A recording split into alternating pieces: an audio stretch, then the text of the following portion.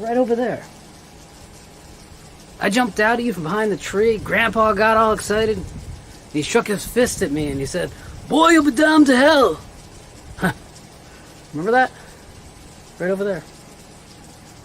Well, you used to be really scared of this place. Hey, you're still scared. All persons who die during this crisis, from whatever cause, will come back to life. Welcome back to Visited by Voices Live. I'm joined tonight by Mr. J. the Stingray. Hola. How are you, sir? Good. Thanks for letting me be a part. Is this a bilingual broadcast tonight? See. Will you be providing excellent color commentary and in probably fairly limited Spanish, or are you fully bilingual? No, nowhere near. Okay. Poquito.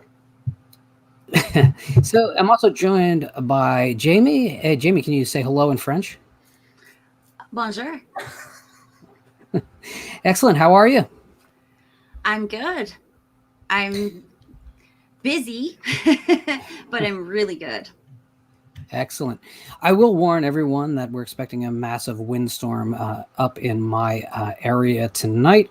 So there is, of course, the outside chance of a power loss, which would end this broadcast abruptly. If that's the case, there was no nuclear war. The zombies didn't take over. Just a tree decided to take out a pole or a transformer.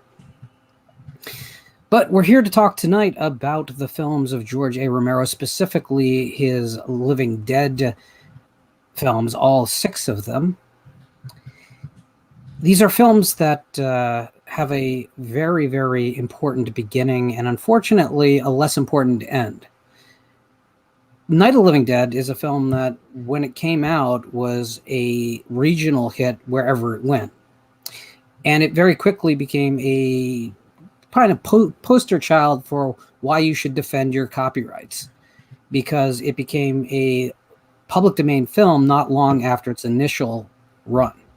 And you'll read a lot of stories in very reputable places about how that happened. But the key to the copyright law is this: under the law, you must defend your copyright, and if you do not, you cannot selectively defend it. So the film ended up orphaned. Now, there's a lot of reasons that occurred, and people like to focus on this thing or that. But Night of the Living Dead, unfortunately, went down that road, or maybe fortunately, because I'm not sure if that wasn't the case, that it would be as much a part of Americana as it is. The endless UHF showings of the film, the VHS. It was the first VHS tape many people owned because it was cheap and available everywhere. So the film's stature has grown over the years, in part because of that snafu. But here's the thing. We call it a cult classic, but it's anything but. I can't think of a film that's more a part of the American film language than Night of the Living Dead. It doesn't appeal to a small group. It can speak to anyone of any race, any background, any gender. And while it's not a perfect film, because there are no such things as perfect film, it remains endlessly effective so much later in its life than films of its own vintage. So, Jamie, when did you first come across Night of the Living Dead? I first came across Night of the Living Dead when I was a child, and Sunday afternoon movies would be playing in the background, when I'd be, in my little playhouse or whatever at my grandma's house. And they'd play things like, The Black Cat and Frankenstein, and Night of the Living Dead was one of those movies that was on, and I would watch it. It'd be on in the background. I noticed it. I knew it by heart probably by the time I was 10. But as I got older, I just didn't. It wasn't a movie that I just went back to over and over again. Even though I did own that one on VHS, I didn't buy that myself. It was my mom. She gave it to me as a gift. So it's not a movie that I sought after, but I did rewatch it this week, and I do have some things to say about it. So, excellent. Yeah. So Jay, how did you get introduced to this movie? Unfortunately, I actually saw the remake first. I mean, I was aware of the film, but I wasn't, I didn't sit down and say this is Night of the Living Dead until after I had seen the remake, only because I love Tony Todd so much. But yeah, when I saw it originally, I didn't really put the race connection together, the ending and everything. That was all, I don't know, I guess it's, more of a modern take on it. Yeah, I've, love the film now, of course, respect the hell out of it for what it did for the genre. It's interesting you mentioned that, because I just this week dug up the screenplay, which I've owned for years and years and years. Mm-hmm. The screening screenplay, and Ben's character is not identified by race in it, which is something that Romero talks at length about, because he just will always tell you that he hired the best actor who walked through the door, which Dwayne Jones was incredible, so it's easy to believe that. But I don't think he quite goes far enough, because if you read that original screenplay, the introduction of that character reads that basically he's supposed to be a redneck in ratty clothes, and he speaks like an uneducated man. And that's so different than what we got on screen. Absolutely. Ben is very educated and poised. Go ahead, Jay. I don't want to jump ahead too far here, so I'll let you go ahead. So I came across it on a UHF broadcast sometime in the late 70s, early 80s, one of the two. I'd already seen, the goofier monster films by then, and I'm pretty sure I'd even seen Psycho by then, which is a core memory in the back of my head of my mother turning on Psycho, saying, "Oh, you'll really like this," and walking away with me being 5 years old to experience Psycho. So I know it was after that, but there was something about Night of the Living Dead that was simply different than what I'd seen before. And again, black and white didn't make a difference to me, because everything was in black and white or most things were that I saw. So here was this movie that didn't bother to explain itself. And I think that was the biggest difference for me. I'd never seen something that just threw you into a situation and said, you'll get information as the characters get information, but you will also never have information that the characters don't have. Here's your problem. Go. And that basic setup, which seems so simple today, is just endlessly effective. And it wasn't like Jaws or Friday the 13th, which opened with the same scene, by the way. A campfire, 2 kids head off, and it ends badly for them, right? It wasn't anything like that. Instead, what we had was a situation whereas characters ended up in a place through no fault of their own. It was the only thing to do. There was no bad decisions that led to the tragedy. And I remember that being a very big influential moment for me when I realized, wow, this is a completely different sort of horror film. Mm-hmm. So, Jami, you don't traditionally like zombie movies. No, I don't. It has nothing to do with Romero, because I actually do like his zombie movies. And there are the few other ones that I do like. Like I dig Zombieland, but mostly because it's funny, Right. And I do like the Dawn of the Dead remake quite a lot. I like the fast zombies. I like the mean, nasty grittiness of it. I like the it's genuinely scary to me, and but they're few and far between for me. And like, that's why I've never seen any of the Fulci zombie films, because I'd see them sitting on the shelf and I just gloss right over it, and go to something slasher usually. Because I just prefer the slasher genre. I'm not afraid of zombies, really, especially if they're slow. It is kind of boring, I was watching Dawn of the Dead. I did happen to find it free on YouTube. I should have looked to begin with, but I was watching it right before we came on tonight, and it's just, there's good things, and it's just boring a little bit to me. It just doesn't do it for me. Well, we'll certainly get to Dawn of the Dead and its pace issues, but Jay? That's the running discussion, right? The fast zombies, the infection zombies versus the, Romero zombies. And I can see both sides of it. I mean, the Romero zombies, the thing that's scary about that is the sheer numbers.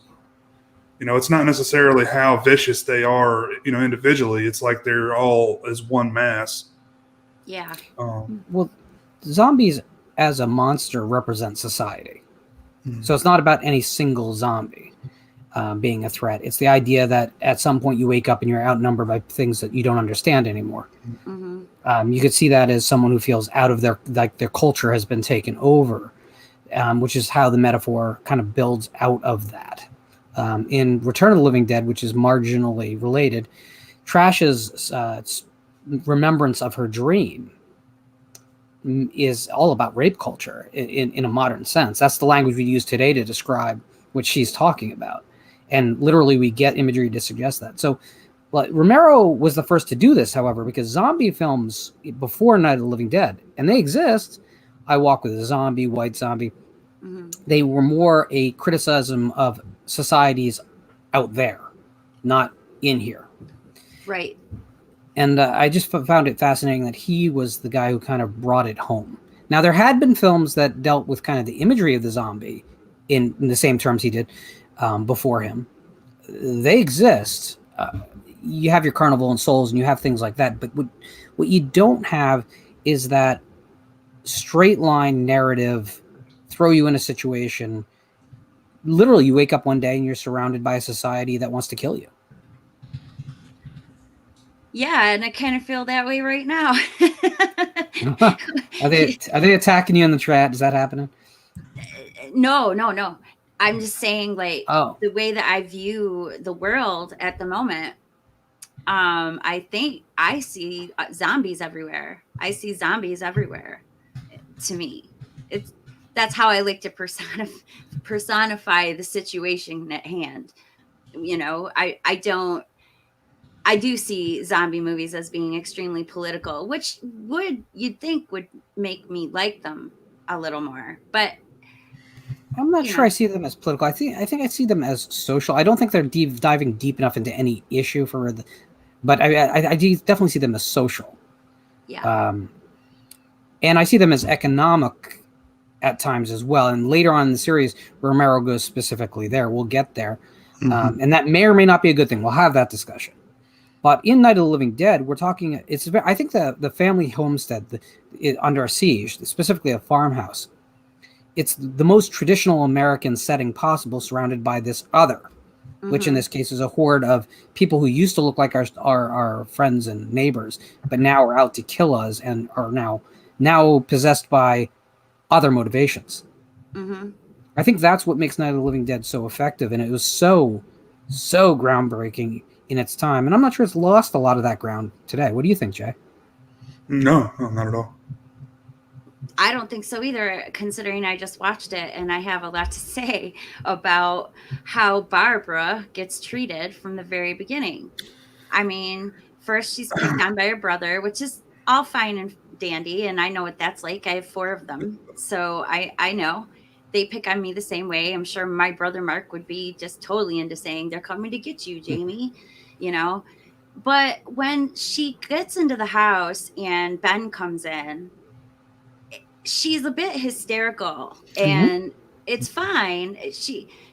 Women get hysterical, but I don't think it was right of him to slap her, to hit her. And then not only that, but I think she gets hit again, doesn't she, by the guy from downstairs, you know? Everybody's taking their turn.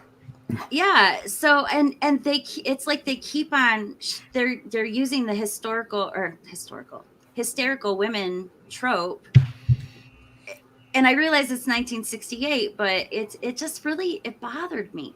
It really bothered me. And that's why I like Tom Savini's remake, because he empowered Barbara. Mhm. I like the ending better of Tom Savini's It's remake. it's 1968, but it almost feels older than that, doesn't it? But, because of things. It feels 50s. It definitely feels 50s. It Yeah. does. And one thing I wanted to ask you guys: a black man hitting a white woman in the 60s, during the civil rights movement, that probably, caused a lot of friction. But it did. But the amazing thing is, it didn't. The movie did not face some huge backlash. It never faced some censor block. And I think it's just the strength of the movie and the fact that it hid behind, we're a little exploitation horror film that's playing regionally, region by region across the country. Mm-hmm. But it should have. You're right, Jay. I can't imagine how it didn't, but it didn't. I just assumed it probably would have, just considering yeah. the time it came out. Now, we're not really. I mean, the remake is kind of outside the scope of what we'll probably get deep into today. But I'll tell you, I detest what they did to Barbara. You do? Detest what they did to her in the remake. So Barbara represents inaction. She's trauma and inaction. Ben represents someone who takes action, but ultimately is just, he becomes blocked for the same reason that Mr. Cooper becomes blocked. They have an idea and they refuse to listen to the other side. Barbara's in the middle and she refuses to do anything to help or hurt her situation. She's doomed. So they're talking socially about a changing America. So Barbara's in the middle. I don't think gender is really what they were talking about. I'm sure the tropes of the time are there, but she represented something else. These other two forces that refuse to talk to each other in this cold war of what do we do? And both of them end up in the position they did not advocate for. The irony is really thick. Barbara spends the whole time saying she wants to go find her brother. Ultimately, her brother finds her, and it doesn't end well. Right. The whole film has this deep, sarcastic, ironic streak to it. But without feeling like, when I watch Jason Takes Manhattan, which isn't often, I'm always pissed off that they went so far out of the way to twist the plot to make sure all the deaths have a sense of irony to them. Oh, the guy who almost drowned his niece gets drowned in a barrel on dry land. And I just shake my head going, really? Guys? It's so obvious. But you never feel that way with Night of the Living Dead. It works as this kind of social parable. I mean, her reaction, I think, is realistic, honestly. I mean, for a lot of people, men and women both, I can see just being hysterical and just going crazy, essentially in a situation like that. Yeah, and I don't know. Maybe it's just because I realized at the time, women were treated different then than they are now.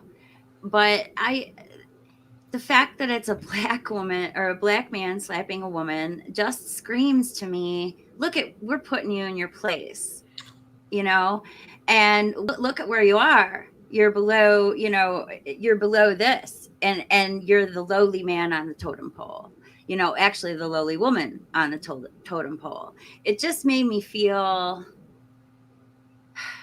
angry. It made me feel angry.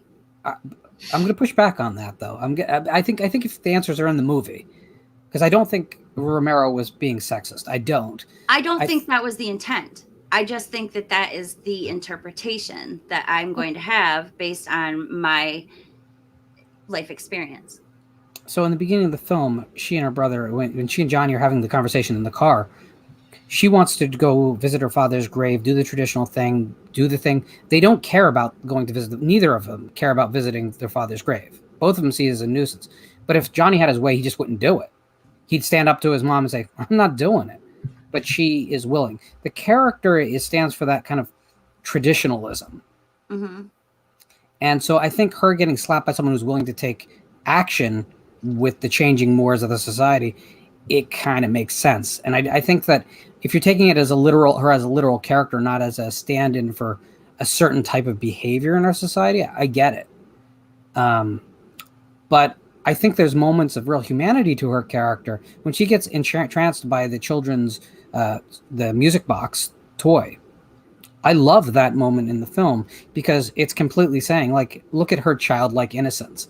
Mm-hmm. And it's been shattered now. She looks at it and it's like she can see like that's what she wants to be, but the world around her is not that anymore. It's great. Like moments like that are really what elevate the film to a different level than most films of its era, certainly most genre films, period. So do you guys have favorite moments of the film? That is my favorite moment in the film, but I think my favorite, I don't know. I think I like the part where the people, Mr. Cooper and Tom, come upstairs the first time, and they discover, that there's other people up there. And then I kind of like the part where the little girl downstairs says, I heard. And then next thing you know, she's trying to eat her mom, and she does eat her mom, which I find that, I just found that fantastic. I've actually got a tattoo of that scene. Do you really? For eating flesh, yeah. He can't show you where it is, not on the air anyway. It's a thing. So kind of wrapping up our discussion of Night of the Living Dead, obviously this is going to end up being the most influential film of the night to discuss. Dawn is definitely going to be a big discussion, but Night is just that film that kind of changed cinema. And there was no going back after. There's no going back to the Gothic castles of Europe after this. If Psycho had really stabbed the hell out of the traditional horror film, this one just buried it. Yeah. It was done. There was no going back. Any final thoughts on Night? Yeah, hear me out. Do you think that all of the social commentary we put around Night was intentional?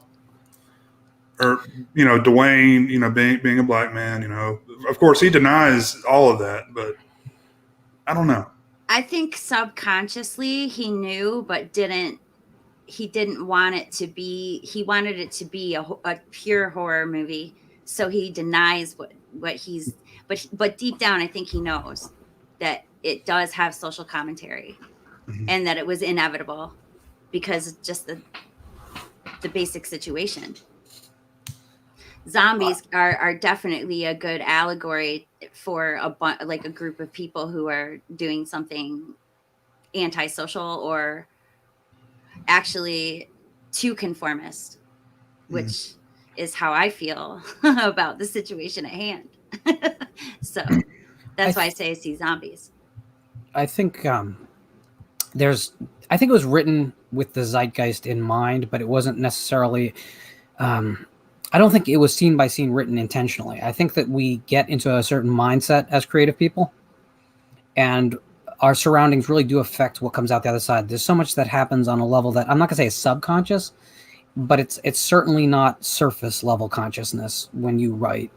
And the things that work, by the way, if you write something, you read it and go, this doesn't really work. The stuff you end up taking out is the stuff that doesn't resonate with you and other people.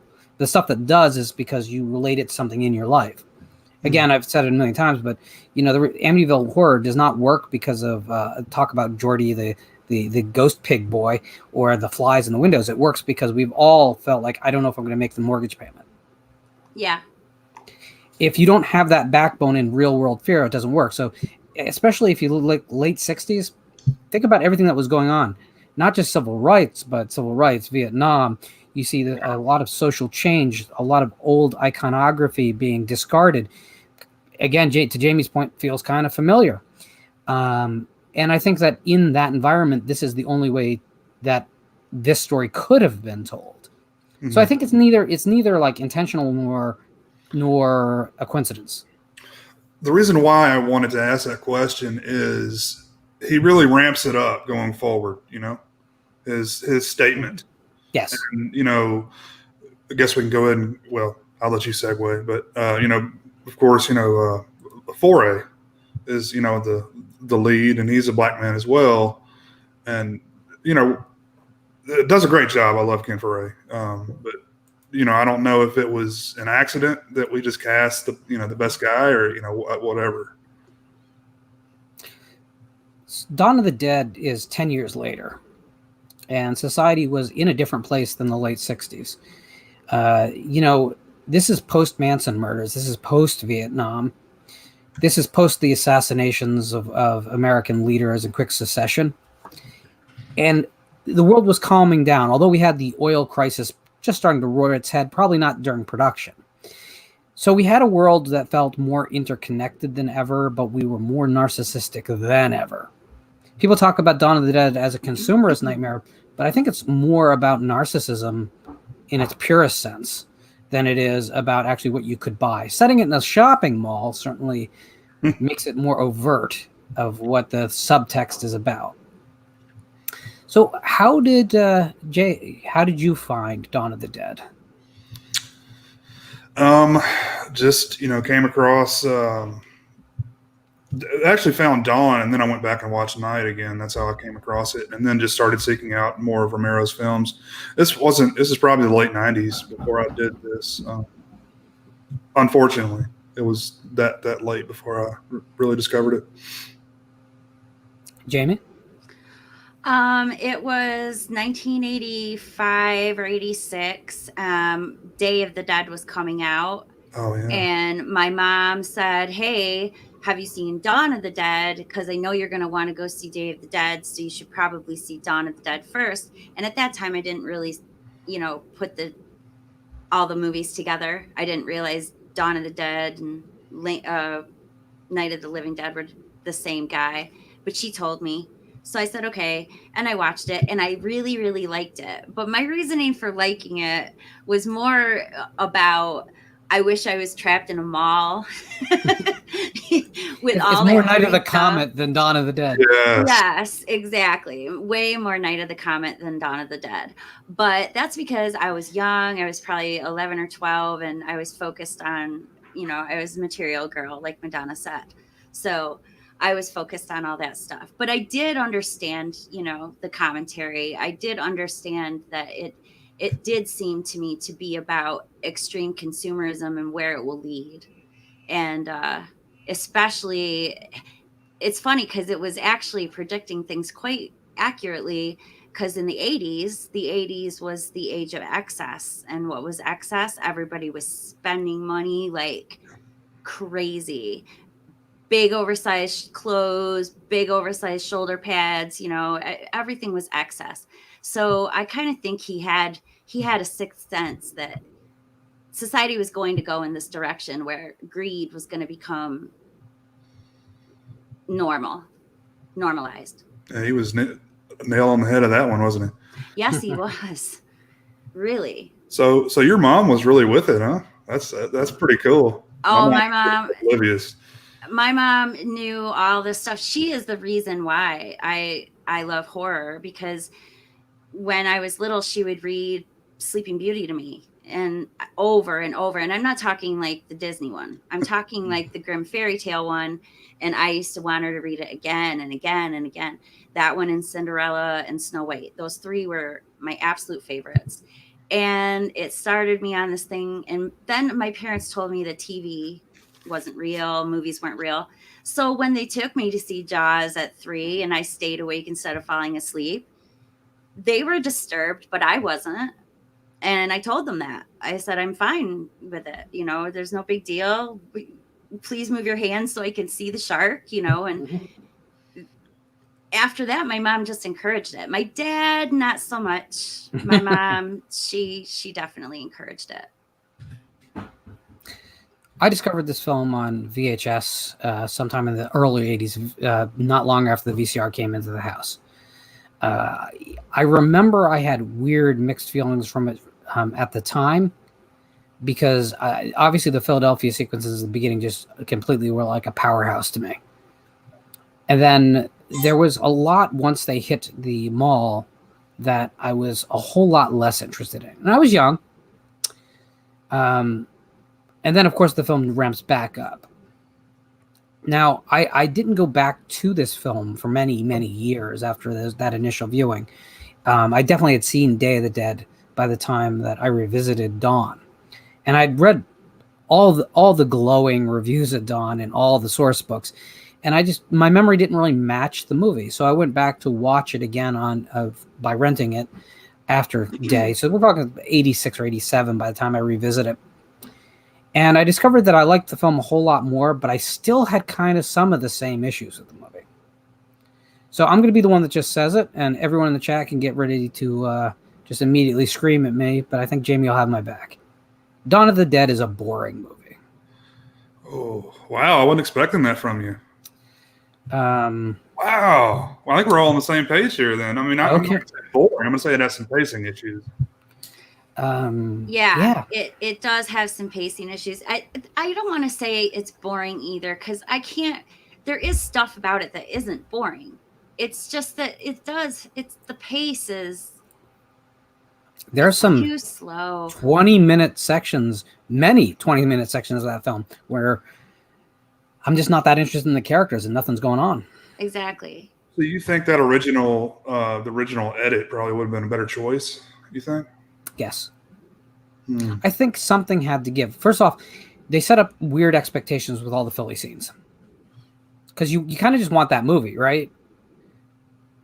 So I mentioned this off the air before we got on. I just watched a South Korean film called #Alive, which is a zombie film from late last year that's now getting VOD presence.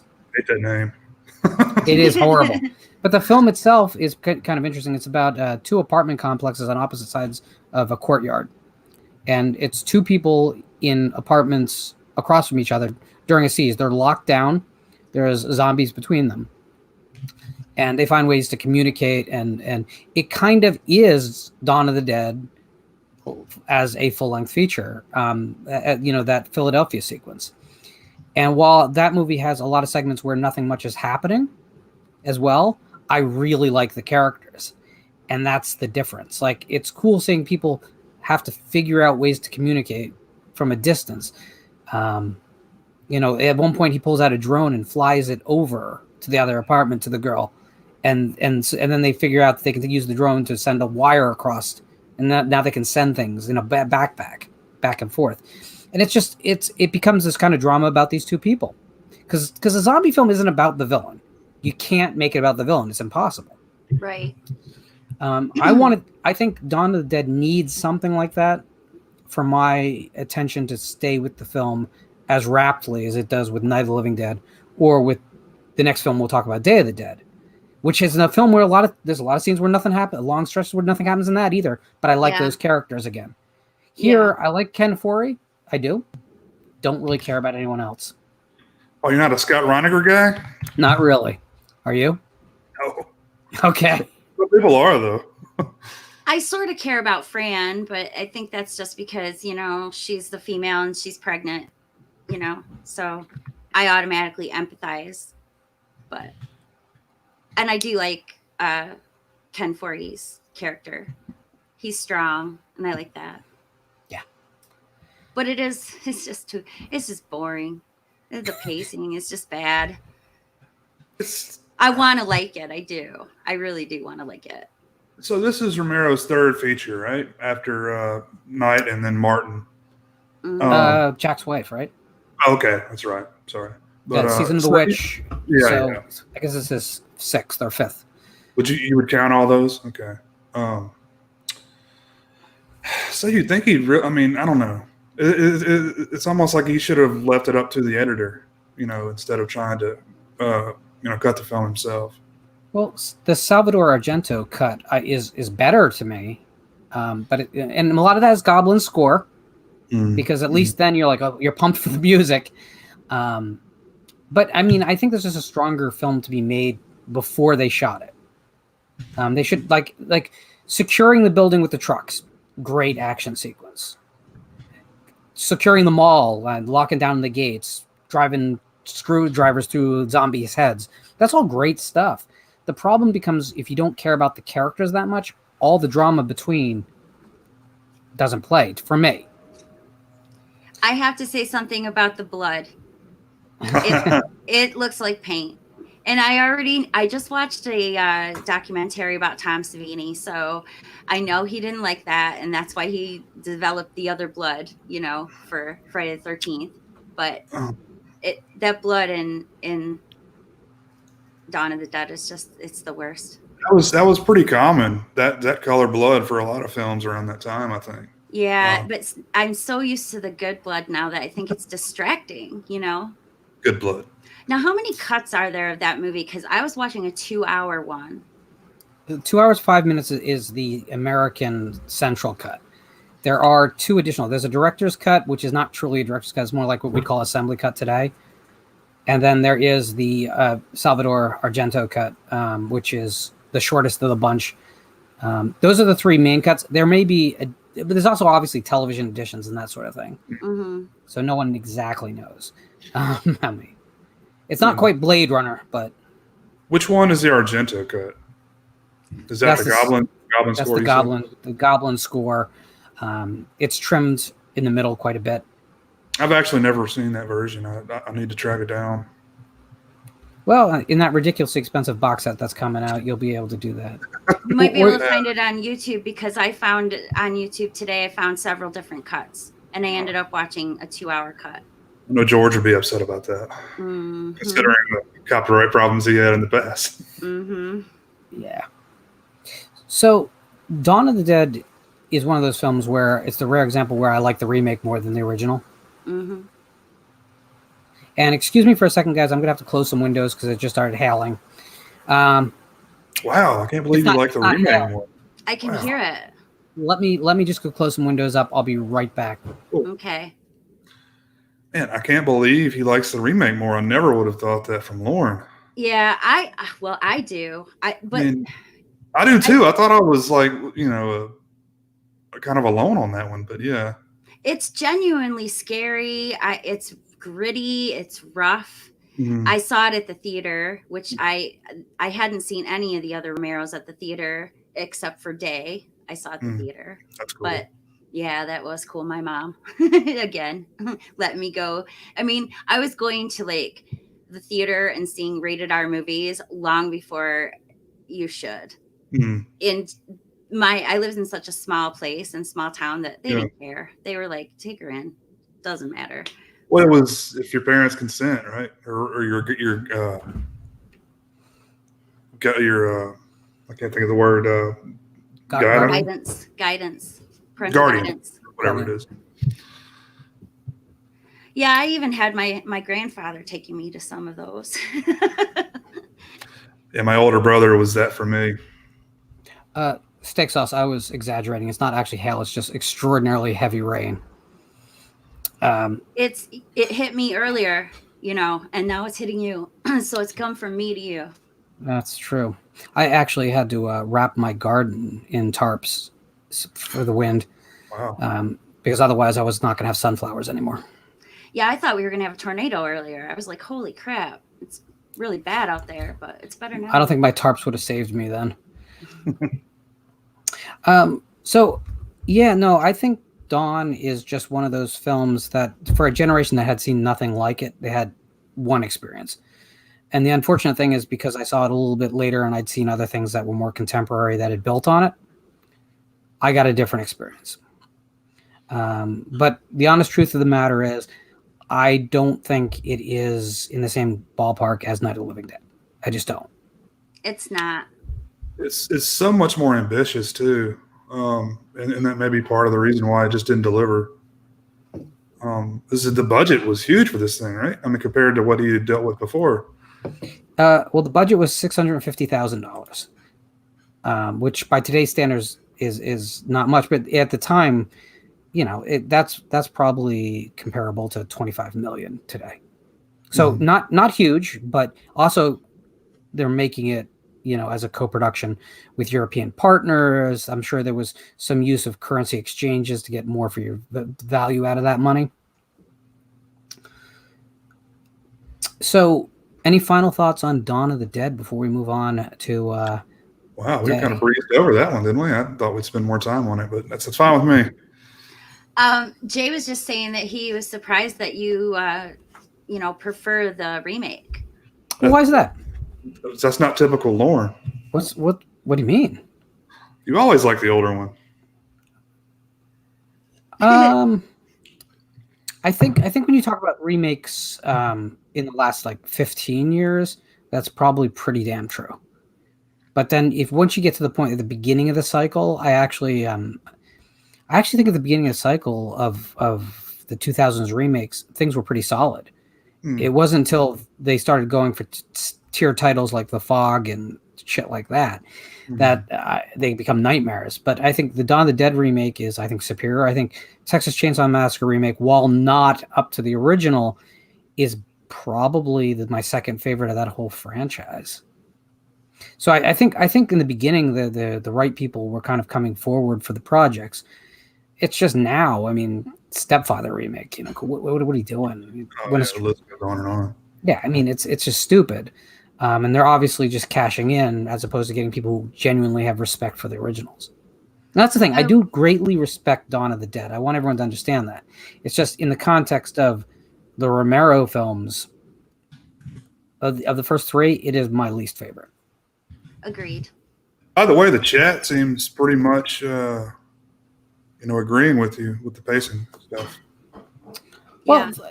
I think it's a film that no one wants to talk bad about, and I understand that. But I think we should be honest about how we feel. And I'm always the guy that's going to say what I think. I don't know. Any final thoughts, or are we ready to move on? Move on. All right. 1985. We're in the middle of the Reagan era. It's a world where the Cold War is at its height. While we're not actively lobbing missiles at each other, we're in a world where even sports films are becoming increasingly polarized, and we're getting chants of USA, but it's being sung by Russians in our entertainment. Day of the Dead is always going to be a divisive film. It's always going to be a film that purists and those who love Dawn of the Dead, for instance, will not defend. And those who do defend it probably love it more than it deserves. I'm in that latter camp. I know the movie has problems. I love it. I absolutely love the film. It's today. This changes frequently. I'm gonna say today. Day is my favorite of the Romero film, or Romero zombie films.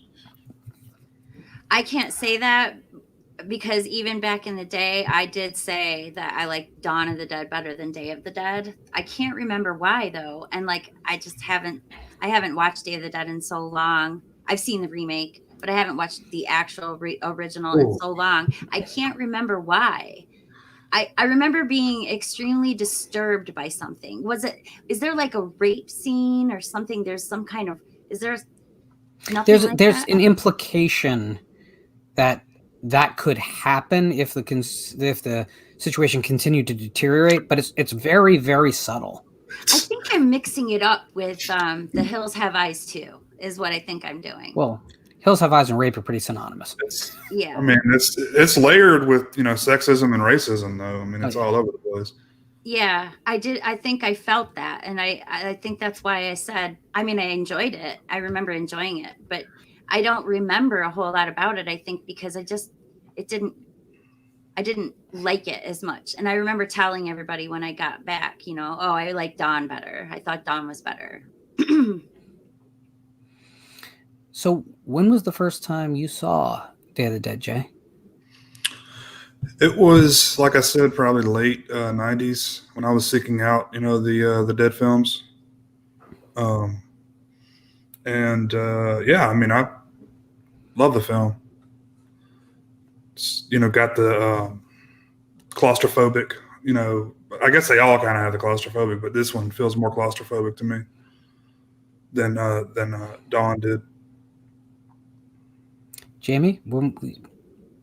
My first time seeing it was in the theater when it came out. My mom brought me to see it, and that's about it because I can't really remember a whole lot about it.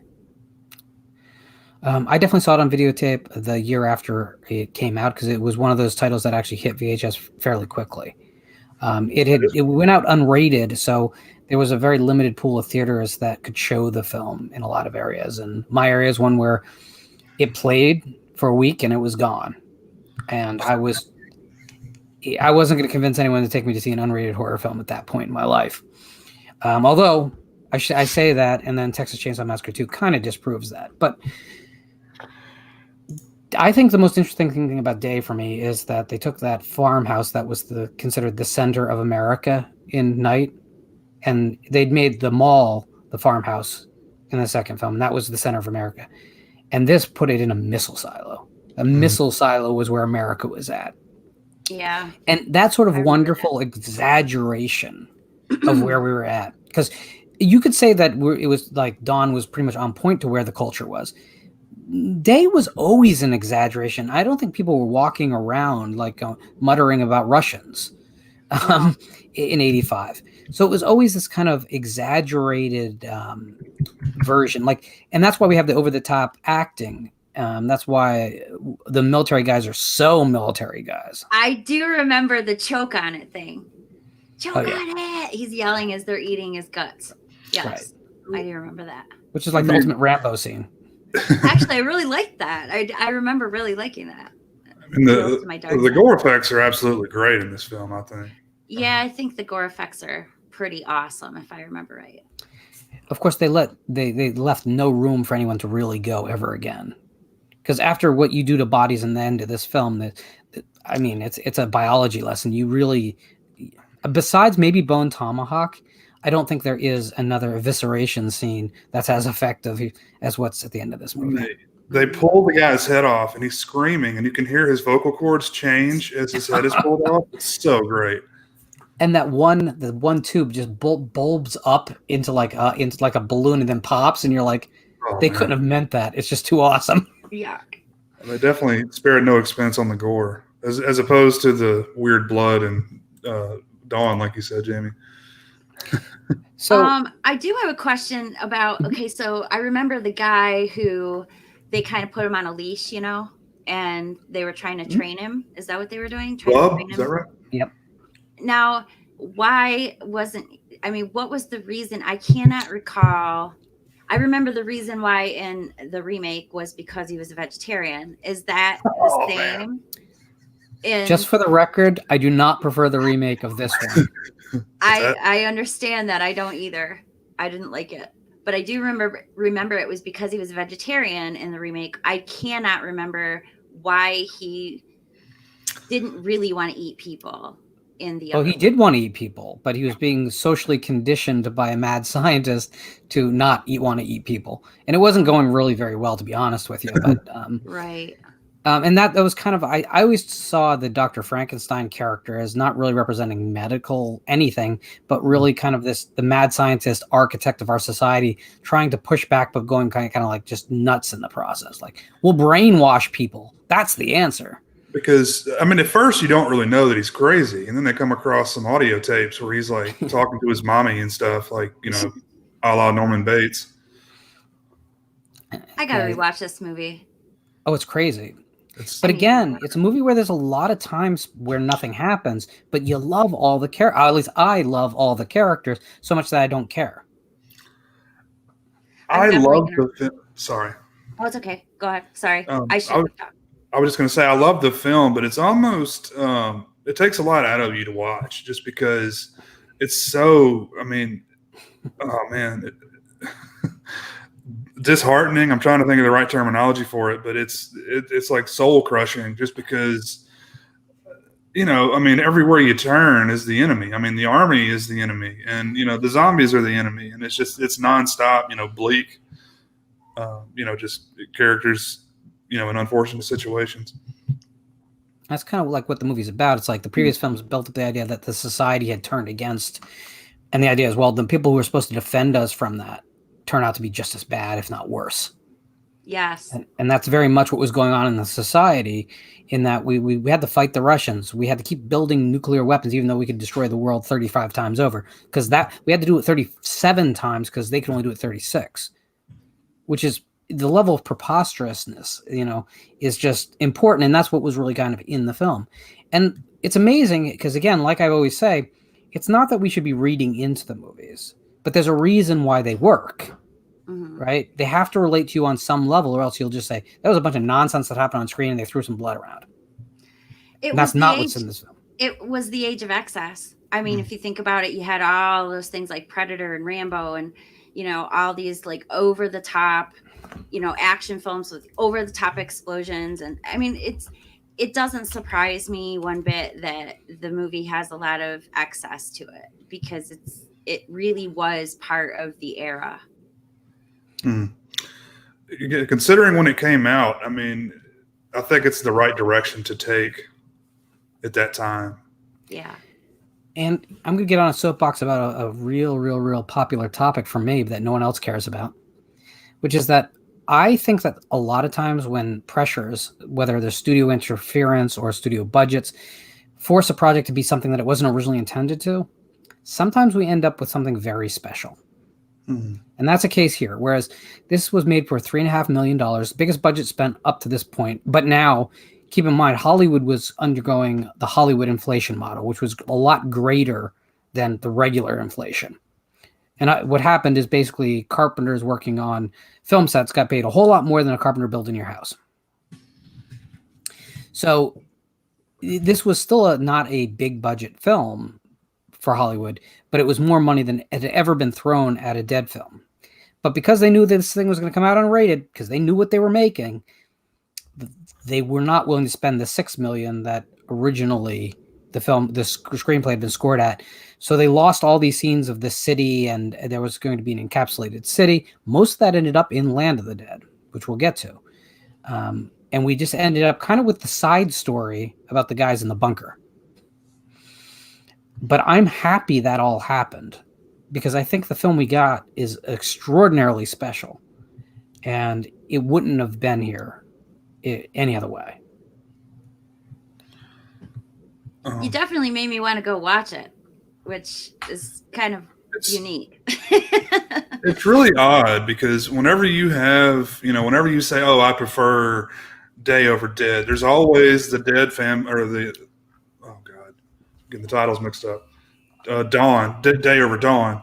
The Dawn fanboys always come out and oh no, it's Dawn is better. It's always this ongoing argument. I've noticed this forever, and I don't know why that is, but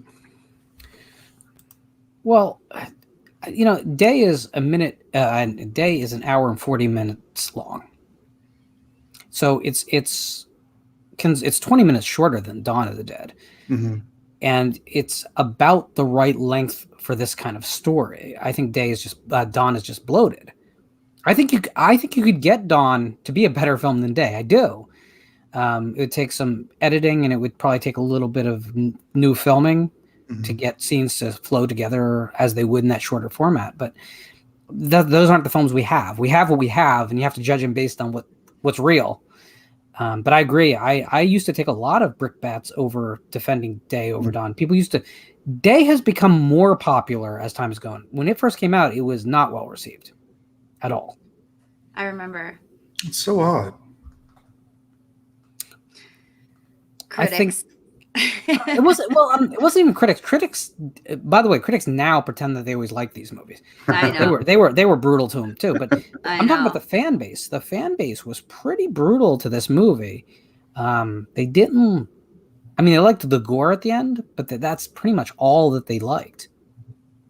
I knew I was in for something very special with the scenes in. It's supposed to be. Is it Miami or Fort Lauderdale in the beginning? I forget. When they go to the streets and they're calling out the bullhorns trying to find survivors. And there's a one shot in particular of an alligator on the steps of a courthouse. Yeah. And the alligator's just hanging with the zombies. And I sat there and went, shit, that is so creative because that's what would happen. Yeah. You know, the zombies wouldn't go after the alligator. That's for damn sure. And the alligator would just hang out with them. Did you notice the alligator had his mouth taped shut? Yeah. But it's still so cool. Something was on there keeping his mouth together. I had never noticed that part before until this watch. But I think like elements like that just make me like think this movie just had a lot more thought into even the small scenes. And people, again, kind of like I always talk about the tyranny of the audience. When they go in with expectations, I want Dawn of the Dead again. They didn't get Dawn of the Dead again. But that doesn't mean you should judge the film any less. That's the thing. I think that's funny. I don't want Dawn of the Dead again. I don't want them to keep repeating. That's why I don't like these remakes and reboots and because stop repeating everything. Come up with something new. God, people. Sing it, baby. Yeah, I wish they would come up with something fresh. Yeah. I'm totally bored. I almost wish Romero hadn't returned after Day to the zombie genre. I don't want to jump ahead, but I know he just had an opportunity with the budget to do things that he'd wanted to do in the past with the land. But we'll get to land in just a second. But we will take a little break between them, not from talking, but just from covering the films. Cool. Any final thoughts on Day, though? Well, I mean, you for the first time you feel sympathetic for a zombie, right? Yeah. Yes, that's true. I do think there was an opportunity to really mess with the audience, as after he kills Rhodes, if Bob had been shot in the head on screen, it would have furthered that moment. So I kind of wish that was there, simply because I think that would have been like the emotional moment we didn't really get from any of the character deaths. Because like when the main character's boyfriend goes up and frees sends all the zombies down on the freight elevator, like. I like that character, but I didn't really care that he died, right? I didn't know why he died like that. I didn't think it was necessary, but anyway, I don't want to nitpick. Oh, he just wanted to bring it all. He wanted to burn it all down at that point. Yeah, just wanted to burn it all down. But he just kind of lays down. I mean, I don't know. Yeah, I was satisfied by the guy that was getting torn apart, and he was saying choke on it. I hated that guy, and I was satisfied with his death. I hated the John Goodman looking guy. Oh yeah. And was it Rhodes was the main one? Yeah. They really did a good job of making you hate that guy because he was just an all around asshole. Yeah. Yeah. I mean, in every way. So before we go on, let's just take a moment. So I was if everyone looks, I'm wearing a Broke Horror shirt. Last week I had Alex on the show who runs brokehorror.com, He was a great interview. If you haven't watched that show, I do recommend going by. He's the real deal. He's one of us, and he runs a company that the website is actively promoting the underdog and smaller products all the time. It's pretty amazing. He did provide me with a giveaway for tonight's episode, and he did so very tongue-in-cheek. From his own personal stash, he sent me a Roy Was Right t-shirt. Now, I don't agree, but that's cool, sure. I don't agree, and I can't wear it in good faith. But it is an extra large, and it is up for grabs. So if you are interested in the shirt, what I want you to do is leave a comment on this video saying which of these films, besides the first three, is your favorite. and why. And I'm going to let Jay pick the winner in a week, and then I will send the shirt out to you. I'll contact you and send it out to you.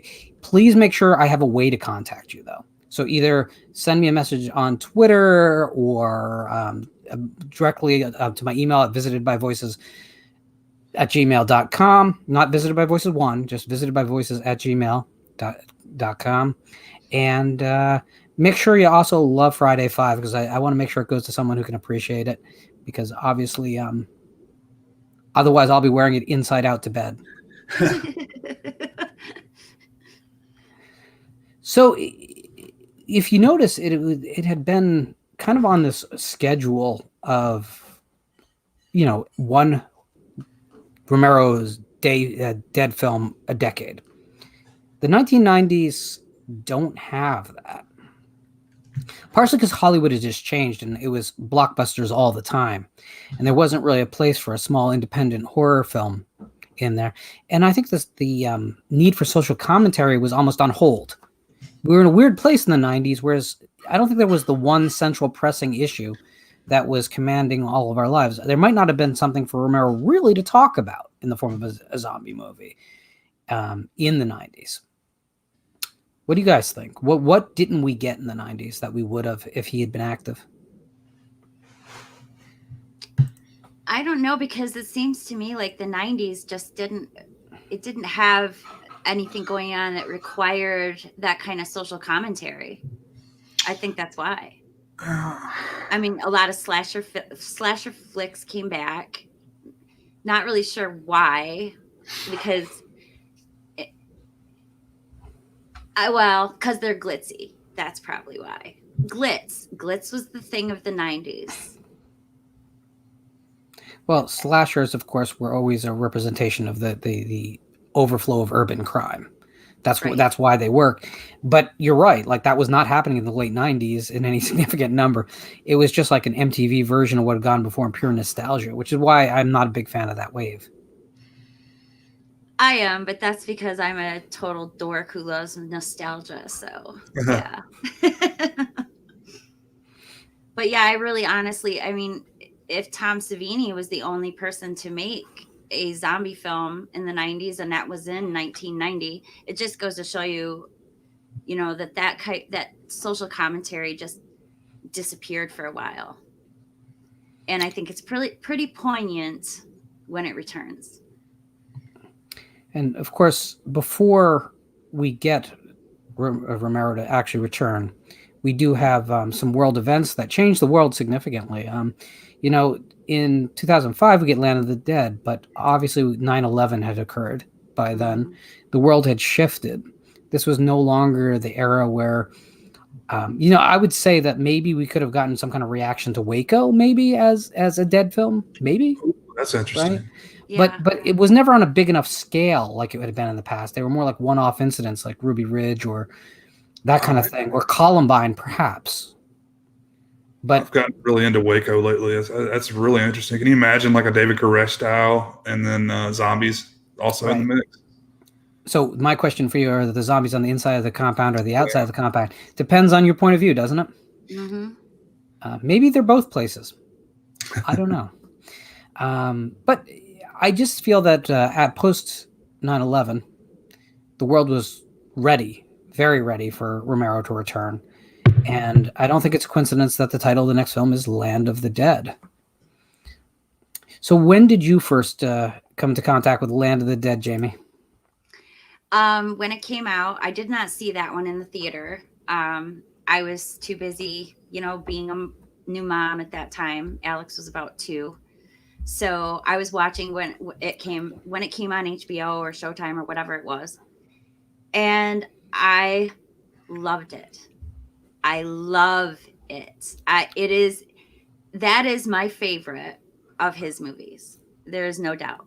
I love the commentary. I love what it says. I love the people in it. I love the idea of the fireworks. I love the big mad machine they build, to go traveling around in this big, awesome, I'm looking for the right word, super truck or whatever, with the and all the incidents that happened surrounding it with the, them hitting bumps and hurting people on the inside. And it's wacky and it's wild and it's crazy. And I love the idea of the greed and the regular people, holding themselves up in this big tower. And you got the main guy at the top, played by Dennis Hopper, who I freaking adore. And it just, to me, it screamed everything that I saw going on in the world around me. It screamed it out to me and said, look, we other people see what you see. And to me, that's what I was seeing. I was seeing a bunch of people pretending they knew, to go to work, and they're not really, they're not really there. It seems like everybody's just doing things by the motion. And when they realize why they're doing things by the motion, they go after the reason why. And I like that. So Jay, where did you find this movie? Well, finally, this is one I was on the front end of things. I actually had a friend that worked at the theater at the time, so I got a private screening the day before it actually came out. And I've got to say, I think this, along with Rob Zombie's Halloween, is the most, soul-crushing theater experience I ever had. Because I was so excited for this film. I told you guys I got into Romero, not too long before this movie came out. So I was really excited for it, watched all the movies before, ready to go. And I do not like this movie very much at all. I like Dennis Hopper. I think he's great. I like Aja Argento as a person, not necessarily in this movie. Don't care for John Leguizamo very much. He's kind of annoying to me, especially in this movie. Big Daddy, I've got big problems with Big Daddy. We'll get to Big Daddy. Don't go too deep, because I want to actually stop on him in a little bit. Okay. Well, you go ahead, Lauren. I'm sorry. I didn't mean to cut you off, though. I just... So I went to the theater to see this film. I saw it twice in theaters because I had two different groups of friends who wanted to see it. So Land of the Dead is a weird thing for me, because from the moment I saw the film, I was, Dennis Hopper is George Bush, huh? That's what we're doing? And it is. It's like they go out to the military to go fight the enemy, and the enemy follows them home, to the tower. I mean, it's not a very subtle film compared to the previous metaphors. And there's the whole idea that it's all really about money, which you could just substitute oil. That's what the film's doing. It's overly political. So before you said, Jamie, that you felt that the zombie film, Romero's zombie films were political, and I pushed back and I said, I think they're social. Here's the one place where you win the war on that conversation. This film isn't social at all. It is completely just a political metaphor. It's very, very heavy-handed too, and I think that's part of the problem. Yeah, and that's why I like it. I want somebody to just have a heavy hand with a message right now, and I wanted that ever since 9/11. Actually, before 9/11, ever since Bush was voted in. I wanted a heavy hand message, and it's good to see it, considering all I ever saw was people avoiding it. So at least that's how I felt. For me, there's moments that really work in this movie. And then there's a lot of things that throw me out of the film. Now, I actually like John Leguizamo. I like the fireworks as an idea. That was the shock and awe of Iraq, at the beginning of the Iraq War. It was exactly what they were portraying. Right. Whereas we all look at the pretty lights in the sky and it distracts us from what's really going on. But the problem I have is that while clever and cool, the movie doesn't really have a human heart under it. And again, I don't really like. When we talk about the characters, we talk about these big exaggerated characters, but they meant nothing to me. There was no one I really wanted to get out alive. I just wanted them all kind of to get consumed. And that's kind of a problem, because I mean, without human stakes, there's just not a lot going on. Then there's a few things, like there's a few cases of some blatant and pretty awful CGI in this movie. Yeah. And that might seem like a minor concern, but the problem is we're talking about a series of this stature in the community. Yes, Day wasn't loved upon release, but even by the time Land is out, Day had pretty much recovered its reputation. And Land, I just think, felt like a big step down to me. Yeah. So let's talk Big Daddy. Jamie, what do you think of Big Daddy? I'm trying to remember which one Big Daddy is. He's the zombie who leads the raid. Ah, okay. He's Osama bin Laden. See, I did not see him as that. I see him as a liberator. I see the bad people is in the tower, and the good people are the zombies in this one. It's the opposite of what I would have thought with the others. Romero would agree with you. I'm sure. Because he said that he wanted to signify that he had changed sides. Yeah. But I don't think that changes the fact that he is Osama bin Laden in this movie. I don't see it like that. I don't know. I mean, I understand why you're saying that, but I never saw it I see that as an American commentary. I don't see that at all having to do with, I understand why you do, but I didn't look at it like that. I look at it as an internal problem. We are blind. We are blind to what people are doing right under our noses, and we're ignoring it almost willfully because we're wrapped up in our daily duties. They have us wrapped up in our daily duties on purpose. So for me, watching that felt liberating because to me, that was sending the message that I want people to get, which is wake up. People are doing things that you really don't like. They have you so wrapped up in your having to pay your bills and having to work and push that you're missing out on what's happening. And that's how come we are where we are right now. That's if people would have listened to the message in that, maybe they wouldn't have gone that way. Somehow, I don't think a zombie movie was going to force the kind of social change that you were looking for. Jay, no, but I'm a total nerd, so I look really deep. Jay, what's your take on Big Daddy? I don't like anything about it. I think it's just an extension of Bub, I think. And he's like, I'm just going to go really hard with that concept. And he went even harder with it in Survival. Oh, yeah. Which we'll get there. What a shit show that is. But yeah, spoilers. I don't know. I don't mean to poo-poo on what Jamie says, but I did not care for Land, and I've got a lot of reasons for that. I've got this is the unrated director's cut, which I saw the film in the theater and I didn't like it, and I was told, wait, no, so you got to see the unrated cut. It's so much better. And a little bit of digital blood didn't make a difference to you. First of all, that doesn't hold up well at all now because it wasn't good then. I didn't like it then because this is a guy that you associate with practical effects, right? I mean, and it just. I don't know. I didn't care for it. It was, I mean, like the first shot in the film is like CG blood splatter, I think. It is. It is. And I don't know, man. I don't really have a lot of positive things to say about the film, but I just think he got too caught up with his message and lost track of making a good movie. You know, with trying to say this is what I'm trying to portray, and I get what he's trying to say, and that's fine. We can also mention that big talk shit about America guy. I love Pittsburgh. I mean, he made this movie in Toronto, right, or in somewhere in Canada. So I mean, he's a big Pittsburgh guy, but then he takes his production to another country.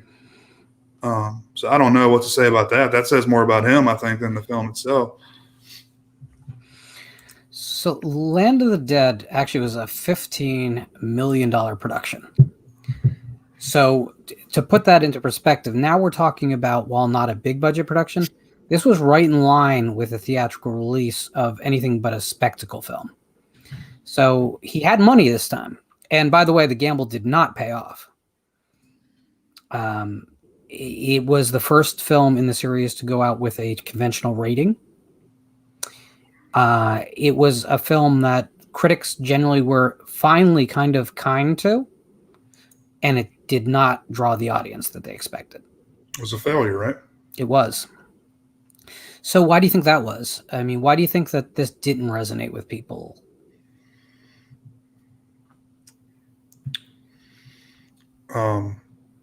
I don't know. Maybe just too much time passed. It's what, another 20 years, right? Almost, or 19 years. Well, Is that right? it's 85 to 85 to 2005. Yeah. So, I mean, maybe too much time had passed. I don't know. I mean, the hardcore audience definitely went and saw it. You know, the hardcore fans of Romero were butts and seats day one. Right. But I think we overestimate the amount of people who understood that this was even a franchise. Yeah. I think that it didn't have, because at the time when it came out, Saw was the thing, Hostel was the thing. You know, everyone was wanting to see this big torture porn stuff, you know, and I think that Land of the Dead probably came out during a time when people were not very interested in seeing that at the moment. They wanted to see people being ripped apart and tortured for some ungodly reason I can't understand. Because I'll tell you what, I've seen Hostel 2. I cannot stand them. Me either. I will I've seen defend the Saws. I will defend the Saw films. I won't defend the Hostel films. I won't defend Hostel. I love Saw, especially the first 3. Well, Saw is fun. I think Hostel is just like totally heartless. It's brutal and scary. Hostel has one point to make, and it makes it well, but there's no enjoying making it. And the second film has nothing. And that's it. I mean, spoiler, I'll never have to do a video if I do it right now, right? So at the beginning of the film, they walk down a hallway in a brothel, look left to right, and they see sex acts happening in each scene. At the end of the film, they walk down a similar hallway, look and see torture acts happening left and right on each.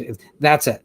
It's a film about our voyeurism and our complicity in the exploitation of people. Exactly. That's all Hostel has. It's not worth the hour 40 to get there. I just saved some money for everyone. Not that anyone hasn't seen Hostel at this point, but I think Saw actually has a lot more going on than that. I think sometimes it gets unfairly relegated to the torture porn, which is an element, but it's not central to what it even really is. And I agree.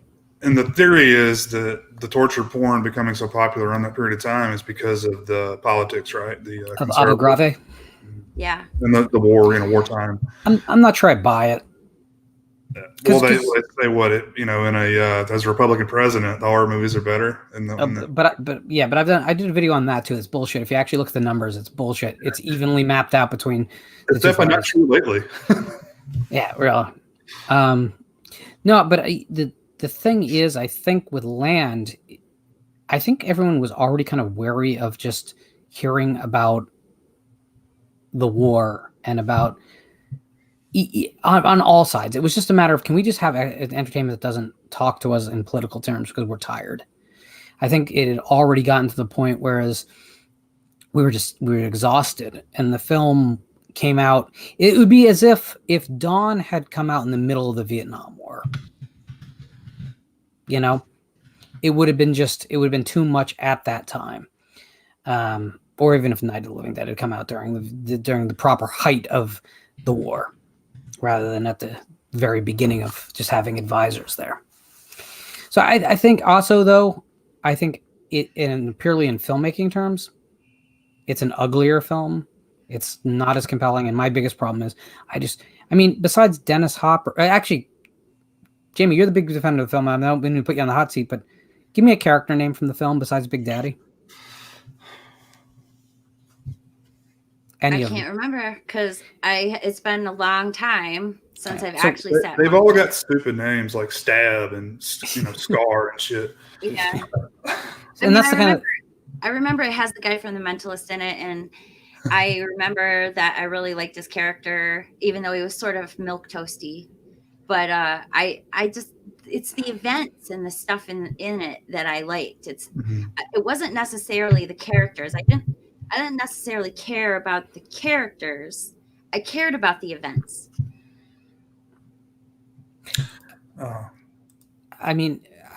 So that was Simon Baker as Riley, by the way.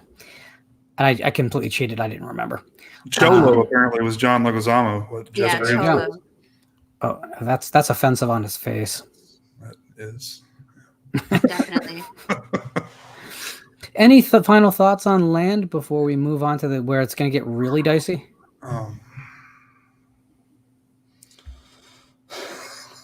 We could just move on, man. I don't want to keep. Okay. The same. Fair enough. So I'm gonna be a little bit self-indulgent at the beginning here. When Diary was coming out, it looked like a course correction for me on the surface. I looked at the trailers. I thought it got a very limited theatrical release. It was only kind of either friendly cinemas that were friendly to exploitation films, or ones that were going to do it a lot of midnight movies. It wasn't going out to every cinema necessarily everywhere. It was this little digital film. I like the idea of a smaller budget because maybe it wouldn't have the bloat that I feel harmed the last two movies. And I just sat there at that night seeing it as a midnight movie with my arms crossed in front of me like this. They rejected the continuity of the series, which pissed me off to begin with. Yeah. Because it was unnecessary to do so. There was nothing in the movie. They could have set that movie in 1968 without any problem. It didn't have to be in black and white. Just set it in 1968, put some vintage cars in it. Nothing changes in the movie. I mean, video cameras, but you have to be film cameras, but who gives a crap? Yeah, I've only seen that like once. Like I sat and watched it once, and then the rest of the time I saw it like in passing when I was doing chores and stuff. So all I really remember is like the hospital scene. That's it. And I didn't even realize it wasn't.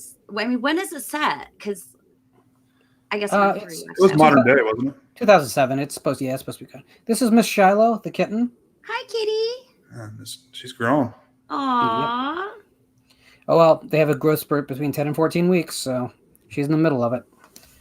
But she just tried to attack the Mothman, so I had to pick her up.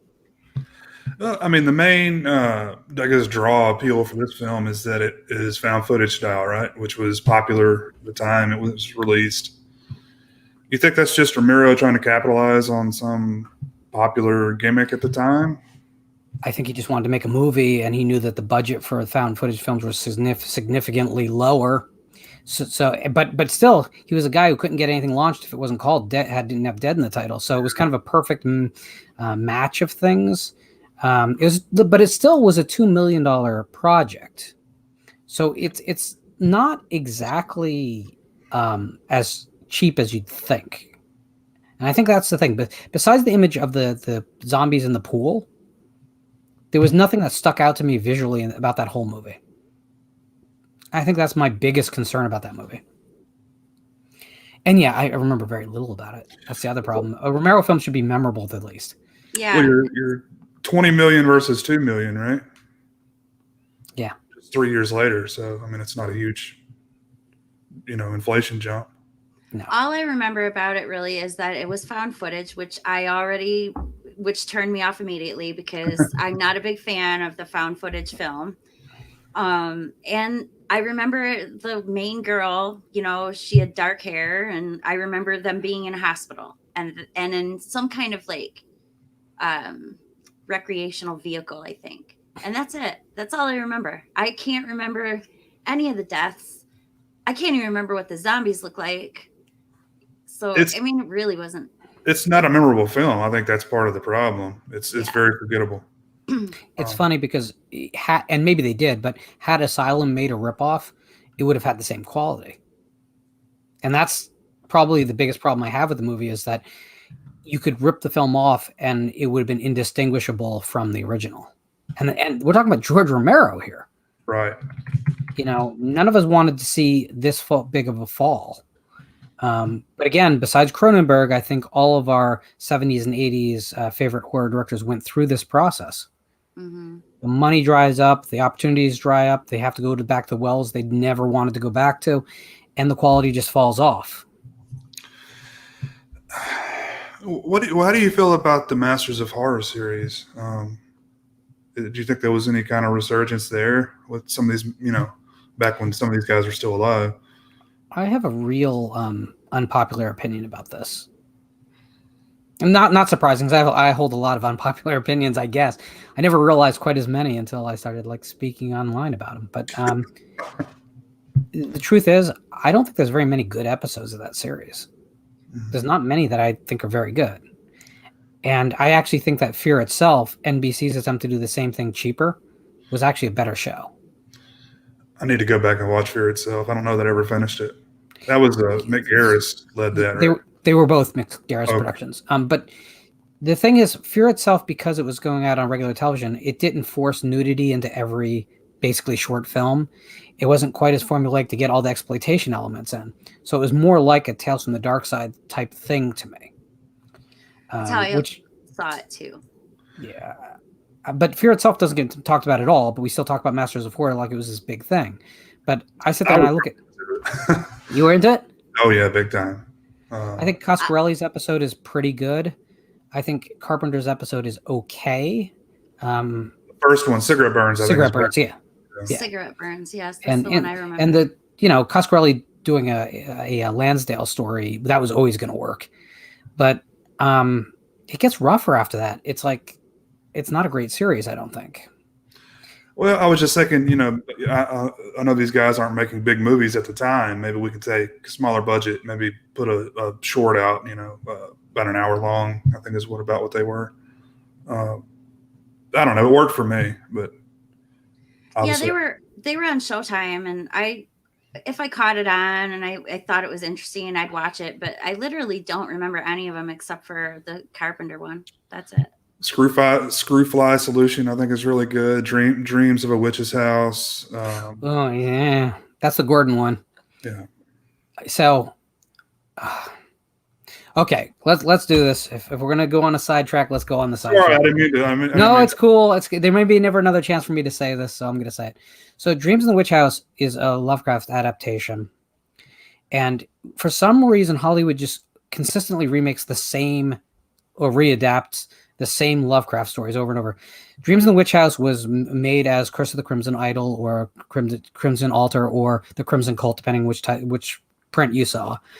Yeah, which I think is great. That has Christopher Lee, Boris Karloff, and Barbara Steele in it.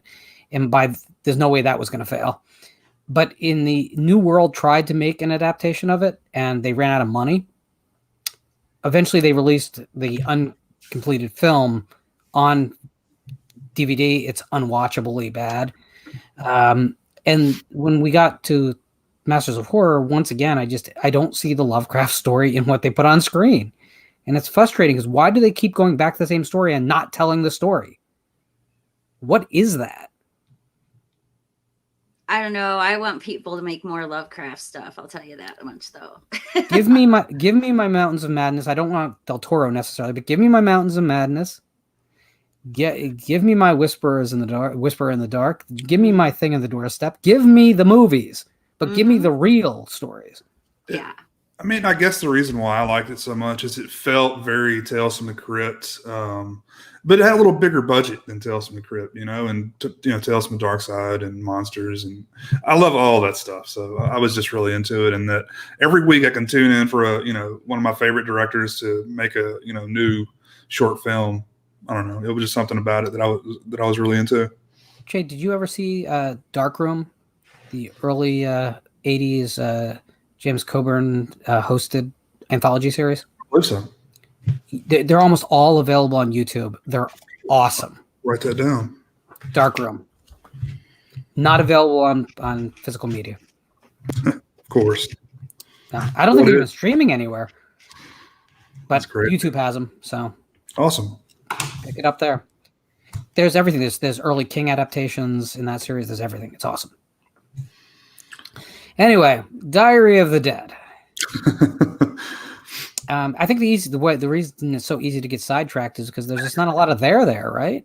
That's what I was going to say. You guys didn't complain too much when I took us way off the rails. Although we're going to need some major distractions or maybe some recreational drugs before the next movie.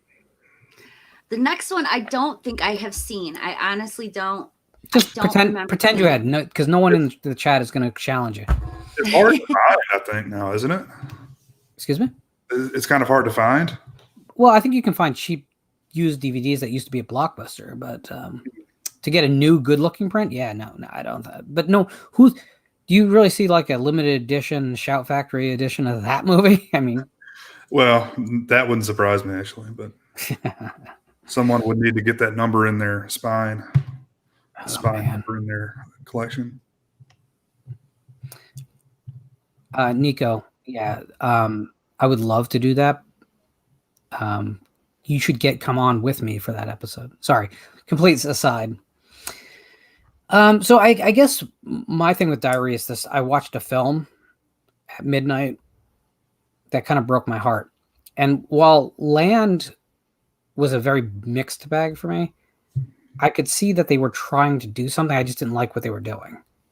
Diary, it almost was like, when a television series you kind of not really enjoying, but you're watching anyway. You're watching, and it goes to commercial, and you see like one funny commercial, and then you go back to your show, and you're like, oh, give me the funny commercial again. Yeah. I felt that way about Diary of the Dead. I was like, give me the Coke commercial before the movie again, because I was having more fun with that. And I shouldn't feel that about Romero. The same way as I shouldn't feel that way about any of the later Tobe Hooper films, or I shouldn't feel that way about those last few John Carpenter films. They're heartbreaking when you realize you honestly, no matter how much good faith you go in on, you're not getting what you used to get out of them. Yeah. Any more last feelings on Diary of the Dead before we bite the bullet here? I think we can probably all agree that it's not a bad film. It's just a very forgettable film. Yeah. I wish that I liked it more, but I don't. I feel like at the end of the credits, there's a flash of light that causes amnesia, and it's like you don't really realize what you just watched. Like in Men in Black. Men in Black, yeah. That's what I was going for. I don't like those movies either. I don't like those movies either. The main thing is the guy with the camera gets infected, right? And that's basically, the main crux of the film at the end. I mean, that's kind of cool, I guess. I mean, there is something I remember about it.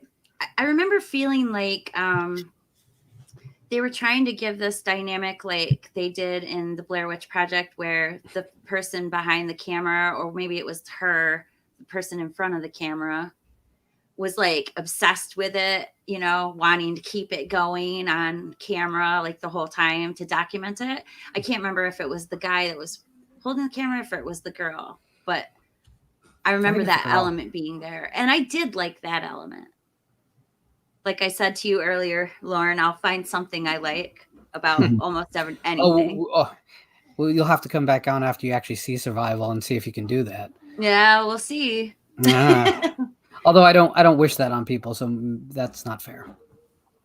I think it's fair to say that I don't think Diary is not going to end up as anyone's least favorite, because it's just too normal, right? There's too many films like it. Yeah. Very, very polished, but so is Land. Very, very polished feel. Yeah. All right. Yeah. When you have a dream when you're falling, and when you finally reach the bottom, you wake up. Well, the dream ended in 2009 with Survival of the Dead. We all hit the pavement. And I think this is probably the least controversial film of the list. None of us got the chance to see this in theaters, I'm assuming, right? No. I understand it did play a few screens. This was a blockbuster rental for me. This was not a late fee. I couldn't wait to get this thing back. I might have returned it the same day. I might have put it in the Dropbox the same day I rented it. I would be interested to know in the chat who has actually seen this film, because you got to be a pretty hardcore, Romero mark to actually track this thing down. So, if we said that Land was too heavy-handed in its politics, Survival is so unfocused that you can't really see what Romero talks about. This being about two political ideologies that the time they've gone stale, but people just hold on to them. So it's kind of supposed to be like the Palestine Israel kind of thing. But it doesn't come off that way because everything's awful and none of the characters are likable or good. The acting is kind of rough. Okay, no, it's freaking awful is what it is. Everything feels off and cheap, right down to the score. Yes. And And if Romero had a bad habit of sometimes letting us go too long without events taking place, this entire movie fits that definition, right? Is there a memorable scene in it? I mean, there's scenes I remember.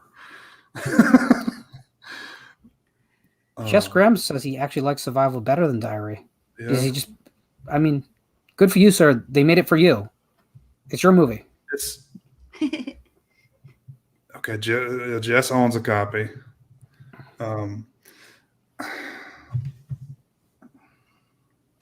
Used for like $1. It's like Hatfield and McCoy's with zombies. It's these two rival families. Yeah. You know, A lot of shots of people on horseback, right? For some reason, and this is in what, Delaware is where it's supposed to be set on an island. But it seems like Ireland for some reason. They have Irish accents. Yeah, that's why it feels like Ireland. That's weird. Why do they have Irish accents? Don't do that, Jamie. You're asking questions about a movie that no one asked a question while they were making. I didn't realize until I watched it last night that it wasn't set in Ireland. I just kind of assumed, but no, it's. I believe they set off the coast of Delaware. Is that right? And a small island that they've controlled. And it also screws the continuity even of the new trilogy of films because it doesn't fit in properly anywhere either. Which whatever. If it was just a different. Romero's making a different zombie film. It's not part of the franchise. That's fine, but then you can't title it Of the Dead. Right? I can't wait to see this now. I can't wait to see it. You won't get through it. I can send you my copy. Oh. he will pay you to send you his copy. Believe me, I will find a way to watch it if I want to. I am you guys got me. I love bad movies, to be honest. I love that Good Bad Flicks channel. You guys ever watch that guy? He's hilarious. That guy makes me laugh. Every time I'm in a bad mood, I watch his channel, and he cheers me up every time. I'm convinced that this doesn't apply to me, but I'm convinced that more YouTubers need to go on the air drunk. Because clearly a lot of drunk people made Survival of the Dead. So what do you think happened here? Like, was this just an extension of the last film? Like, this is the only thing Romero could get made, so one last time? That's kind of what I thought happened. And with starting at Land, they did a lot of filming, behind the scenes. Or I don't know about Diary, but I know on Land they filmed like everything behind the scenes, and they filmed a lot of stuff behind the scenes on this one as well. It's not available on this disc, but I know that it's out there. You'll have to wait for the Scream Factory edition with the slip cover. All new director's commentary.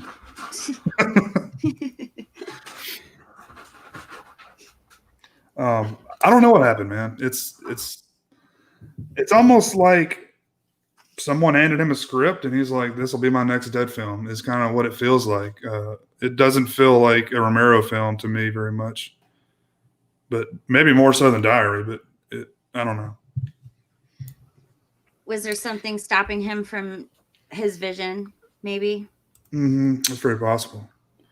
So here's the shocking thing, and get ready. Budget on the film was $4 million.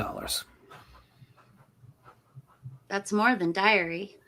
It is more than Diary. Now, it is a conventional film. It's not the found footage concept, so there's some money necessary there. But I'm sorry, $4 million, you can at least get good leads to carry your movie.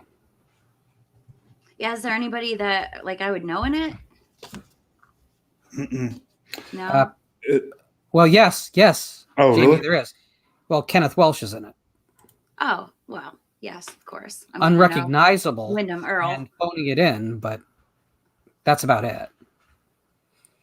That's intriguing, though. Oh, I think we're doing a disservice here. I feel like we've got into your head that you need to see this film. It isn't you, it's me, because I've been told that before. I really I really like to watch bad movies just so I can rip them apart or find something that I actually like in them so I can give them a little positivity, okay? I've got a quote here from Stuart O'Gordon from ScreenJabber.com. You know, the famous website, ScreenJabber. Sure. Romero's best zombie film since Dawn of the Dead. Said no one ever. What? How much he got paid to say that? No, he realized that if he said it, he'd get on the box. Yeah, that's probably true. So I don't know. I wish I had more to say about it. Yeah, me too. I mean, it's we like to talk about themes with it, but we kind of talked about what it's supposedly about. But in all honesty, none of it plays. In this, all of the zombies, like whatever they did, say you were a mailman and before you became a zombie, you just keep trying to put mail in a mailbox. That's your entire existence. So you just keep living out whatever your job was in life. Wait. So it's about it's about these people like getting all like robotic about their former life, and pretty much he goes full circle with that. Yeah, from he kind of touched on it in some of the other movies, but this is but it's to an exaggerated level that doesn't even make sense here. Well, now I'm really interested. I really want to see this.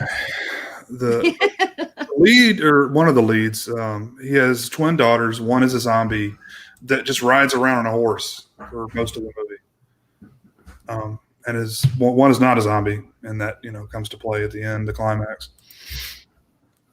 Interesting. Yeah, well, it's not really though. Well, I'm looking for. I do want to delve into that. I do want to delve deeper into that storyline because that's interesting to me. I'd love to hear your thoughts when you watch it. I think you should. I think you should broadcast it as you watch it, and have a lot of alcohol on hand.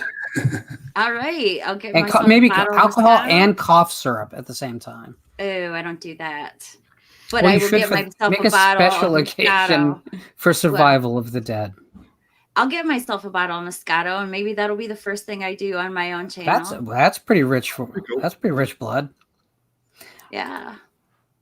So, guys, we just talked about 6 films, all from the same director in the same franchise.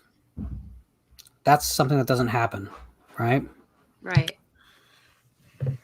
So, I think we had positive feelings about the first half of it, and then things get dicey. Mm-hmm. Is that all fair to say? So is this something that should have just been laid to rest, either depending on your feelings, either with Day of the Dead or with Land? Or is this something that had to play out and you'd rather it exist as a partial failure than not exist at all? I think if he wanted to make them and it made him feel good to make them, and he felt like he was getting something out there and he was satisfied with it, then that's a good thing. I can't say I'm going to be entertained by it, but I definitely think it's a good thing if he wanted to do it and he felt satisfied in his job. So Jay, as much as I dislike Land, I think it's good that it does exist because people seem to enjoy it, just not me personally. The last 2, totally, I wish they did not exist. But it's almost like he got really jaded by, I don't know if the industry or the financing, whatever, after Land, right? Because it was so ambitious of a film, and it was, a failure because the last 2 films just don't feel like him, right? I mean, not enough. No. True. Well, I didn't see the survival, but you know what I mean. Yeah, you would probably feel the same way we do about it. I'm sure. So, do you think, like with someone like an Ari Aster today, who is definitely on, or Roger Eggers, pick your poison of the new generation of horror directors who are making big waves today, like Romero was making in his early career? Do you think we have a responsibility as a community, maybe with a crowdfunding or with just putting pressure on the industry, to make sure that these people don't, this new freshman class of talent doesn't have to go down this road. They don't have to make their ward. They don't have to make their survival of the dead, because we control whether that happens as a community. Maybe not the people who are going to watch my video. It's a lot wider than that. But I think that we need to find a mechanism to really support the artists that are changing the genre for the positive. Do you guys agree with that? Or do you think that I'm just like pie in the sky nonsense? No, I agree with you, because I think right now part of the problem is that a lot of critics are really cynical, and they're out there they just tear everything apart, even good stuff. And they've done that for decades. You know, Roger Ebert, he totally ripped the hell out of a whole bunch of movies I loved. And then later on, he rescinded all of it and said he didn't really mean it. Yeah. And that's because at the time they were being self-righteous and looking at things from their particular point of view, like they were the end all be all of everything. And that's ego, and that's fine. But I would like to see more people doing more criticizing of movies with less ego. Mm-hmm. Yeah, Roger Ebert was a good measuring stick for me to what I was going to watch. Like what things he hated, I always went to go watch. Yeah. They would publish, the reviews in the newspaper, like right next to the films that we're showing. I'd be like, all right, I'm going to see it, because we just did not agree on a lot of stuff. So. I used to get mad at him. I remember being mad at him at like 9-10 years old, because they were talking about the slasher genre being like against women, and I never felt like that. I never felt like that. I felt like it empowers women. Mm-hmm. They did the same thing with like David Lynch. I think he empowers women. He's showing how women are abused and how they need to overcome it, and how women shouldn't be treated. Mm-hmm. They always do everything backwards. I don't like that. They need to be less cynical and more positive. And go to the doctors earlier when their jaw feels weird. Whose jaw's Too feeling soon? weird? I must have missed something. Jay, do you want to explain that one? Oh, he had to have his jaw removed because of cancer or something? Yeah. Who did? Roger Ebert. Yeah, his last few years of life, or maybe many years, I'm not sure. Oh my God, I didn't even know that. Yeah, he had no bottom jaw. He had a little like apparatus he would put on, but he looked all weird with it. He still did reviews and stuff up until he died. But. You know what the thing is, though? I don't want that to happen to me, because I always want to be able to roll my R's. Yes, like a kitty purr. Mm-hmm. Classic work. I'll just as a brief aside, I do like Oz Perkins. I just thought that Gretel and Hansel was kind of minor for what I wanted it to be. I have yet to see that one. I wasn't sure. It's a good looking film. Good looking film. And Black Coat's Daughter is a lot better in my opinion. Oh yeah, I did like that one. But yeah, he's a guy that we need to support. He's exactly kind of the people who I'm talking about. Like when you see a film like Lodge or anyone really, any film you really like, make sure that director doesn't fall into these straits, because we kind of abandoned these guys. That's how I feel about it. Like when we got lazy, they stopped getting opportunities. It's just such a different environment, man. And you're more of an expert on that than I am, but I don't know if streaming maybe will give some of these guys an opportunity, but I know there's not a lot of money in streaming, right? So, as far as the filmmakers go. Well, let's stop there for a second, because here's the thing. Conventionally, there is not. But in a world where we could get even $1 million crowdfunded for Ari Aster or whoever to make a film. Now, obviously, he spends more than that on his movies, but if we could get that money to him, he had complete creative control and he owned the product, then he controls the streaming, he controls the deals. He's not cutting it with a studio. We could make a new business model that incorporates streaming into it.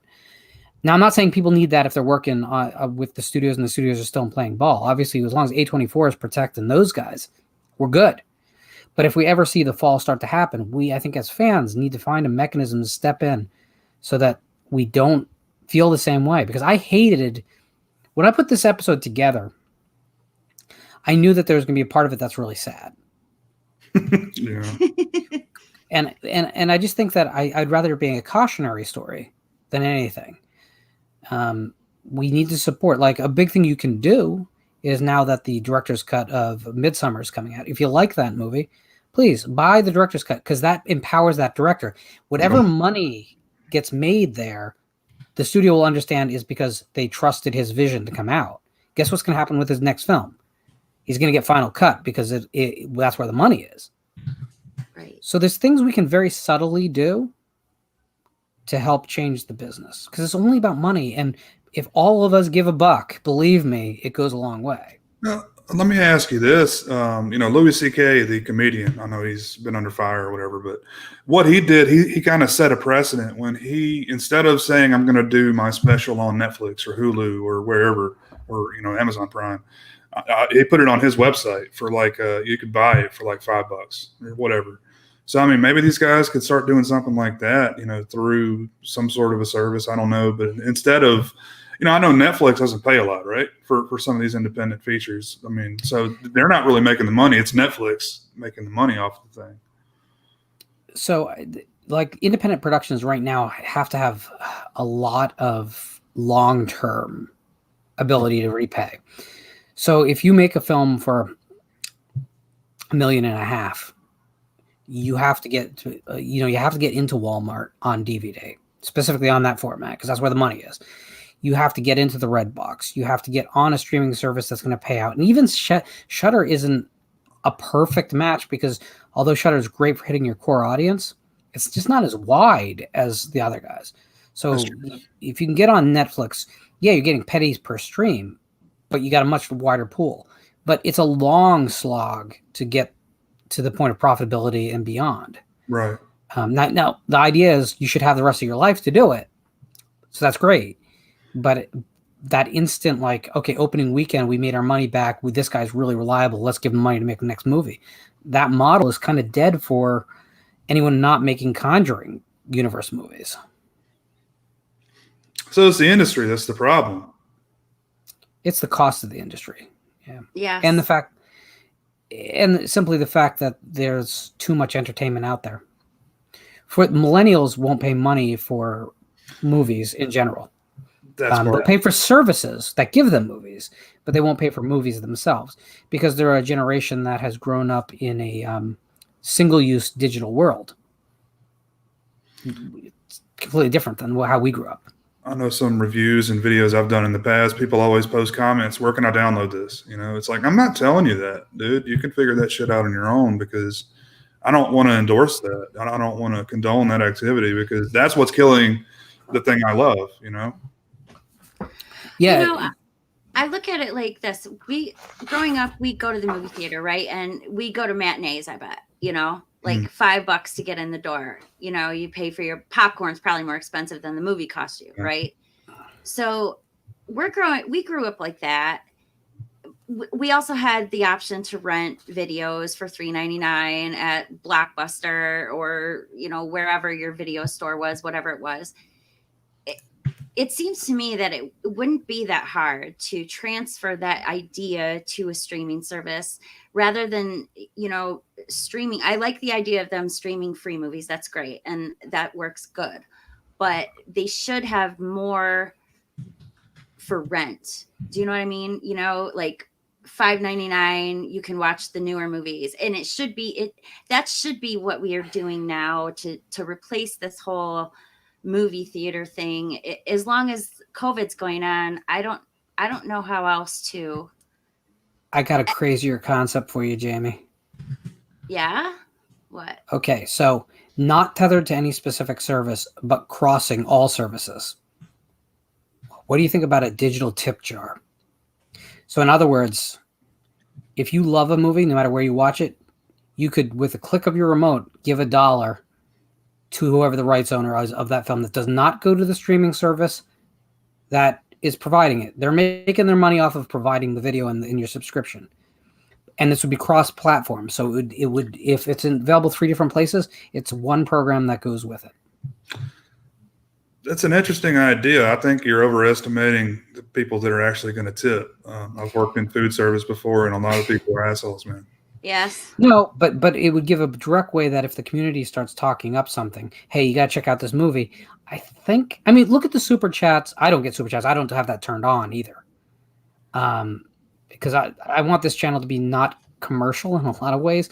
Again, people, you want to support me, buy a book, but I'm not going to ever worry about anything else. But if you look at the like people who are willing to super chat for YouTube videos, now it's not a tremendous lot of money, but with a much bigger audience like you'd have on Netflix. If you have a film that's available on Netflix, and then the next month it's on Hulu, and the next month it's on Shudder, right? In that time, there would be the option to make money, to have money go back. And every film is a production company. Every production company is its own business. So it's not like you're giving money directly to the director or the writer or any specific person. It's going to funnel down. It might end up being pennies to any individual, but at least it would be a direct way to impact the people making this. So I'm just trying to come up with any concept that avoids Survival of the Dead or The Ward or...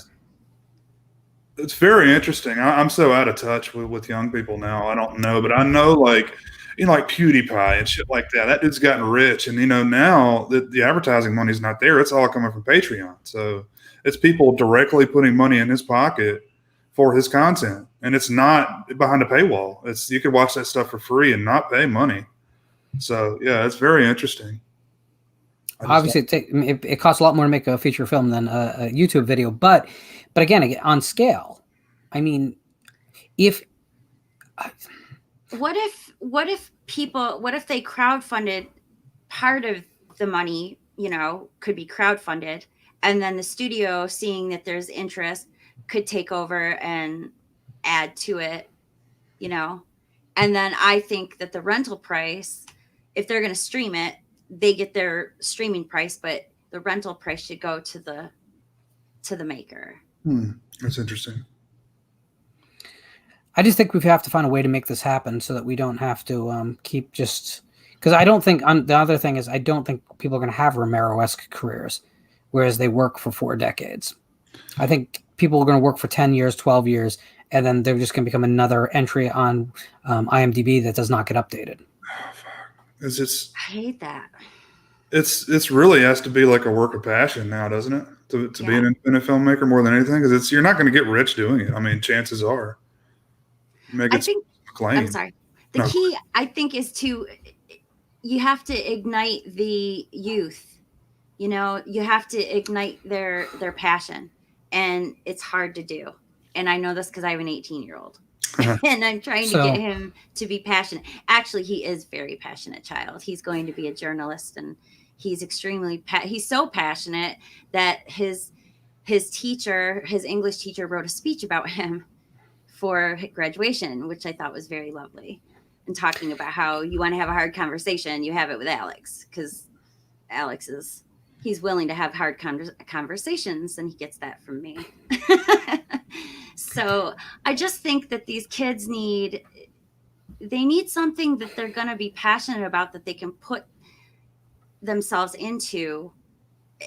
And they don't, this whole idea with them, they're always, give it to me now.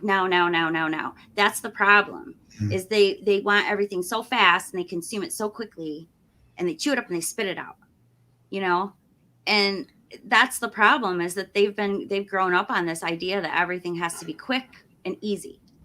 And it's just, life really isn't that way. So I think teaching them that, they'd be a lot more apt to be supportive of real artistic works. I think that's great. I'm not a parent, so I can't play a part in that. But, thank you for doing what you're doing. I don't know about the specifics, but definitely passion is something the world needs. And I wanted to point out, Jess Graham, that's an incredible thing you're doing, because movie theaters are only going to survive if we support them. And I support movie theaters. I am not one of these people who wants to watch every new movie from my couch. Sorry, I don't want that. Our local theater is selling popcorn and ices and candy and pretzels. All you got to do is call them up and make an order, go online and make an order, and you can go down there and get all the stuff, which I think is cool, because then you can bring home the yummy movie popcorn, that is the reason I go to the theater, is for that popcorn. It's so good. Can I tell you a bizarre aside from my recent drive-in experience? Because I've gone to the drive-in like many, many times now over the course of shutdown. because I need the fix, right? So the one movie theater has real butter on their popcorn. That's what you'd think. It just makes the popcorn soggy. Oh no! So all the stuff that we've all been craving for and hoping for, No, it's not worth it. They're not doing it right. Give me Then. no. It's just butter. How are they not doing it right? Because butter itself, you have to, in order for it not to make things soggy, it has to be not fully melted. It has to have a Well, still Jamie, have a go down to that drive-in and you need to give them a instructional course on popcorn flavoring. Because this is what I do at home. I love, I put real butter on my popcorn at home, and I put it in the microwave and I let it melt, not for very long. I make sure it's still sort of solid when I take it out, and I stir it until it has that cloudy consistency, not the oily one, the cloudy one, and then you put it on and it doesn't make anything soggy. If it's too hot, too fluidy, soggy. That was the most mom thing ever said on this channel. Sorry, habit. No, it's cool. So, guys, I'm gonna give you a second to think about this. While because I know it's top of your head's hard. Think about ranking the movies, and if you haven't seen one, just put it to the side. While you're doing this, I'm gonna go to the ladies' room. All right. I'll be right back. Cool. And I'm pretty sure it's coconut oil, right, on popcorn. It's coconut oil or canola oil and something else. It depends. There's a couple different things they use, but I have to say I prefer the fake stuff. Yeah, absolutely. I've put popcorn or butter on my popcorn. It always comes out soggy. I was horrifically disappointed. Now their soft pretzels are a whole different beast at the drive-in. That's where it's at. So that's a problem, man. I don't have any drive-ins near me. I mean, I'm sure there's some in my state, but they all closed down, in the like 80s, 70s, 80s. Well, I mean, I listen, I'm driving 50 minutes. Oh, are you really? It's not, yeah, it's not next door, but I'm making it like the centerpiece of my week. Oh, I would too. Absolutely. You've seen some great stuff lately. Well, you know what? Here's the thing. I want to get back to the point where it's exciting to do things. And movies were always a do things for me. It wasn't just a I've seen. If movies just become checking a list of I've seen all these movies, I want out. This channel will close tomorrow, or it'll become just about books. I mean, that's just me being honest. It's not about saying how much I've seen. I'm old. That's why I've seen a lot. It's not because, I want to see everything. I'm not that kind of completist. I just want to get to a world where we can do things and meet other people who have the interest. That's why the channel is important to me. So for myself, I'll start it off. To give you an extra second to put this in perspective, to me, Night of the Living Dead will be at the top of the keep. Day of the Dead will be under that. Dawn of the Dead will be under that, even though I don't like the film as much as most. Land will follow that. Diary. Are you going to make me say it? Survival. How about you, Jay? I often alternate between the original trilogy of which one's my favorite. Today I'm going to go with Day first, then Night, then Dawn, Diary, Land, Survival.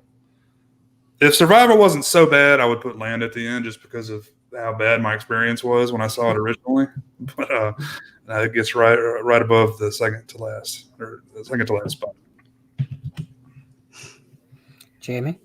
I'm going to go Night, Dawn, Land, Day, Diary, Survival. And I'm assuming that Survival is not actually going to move once you see it.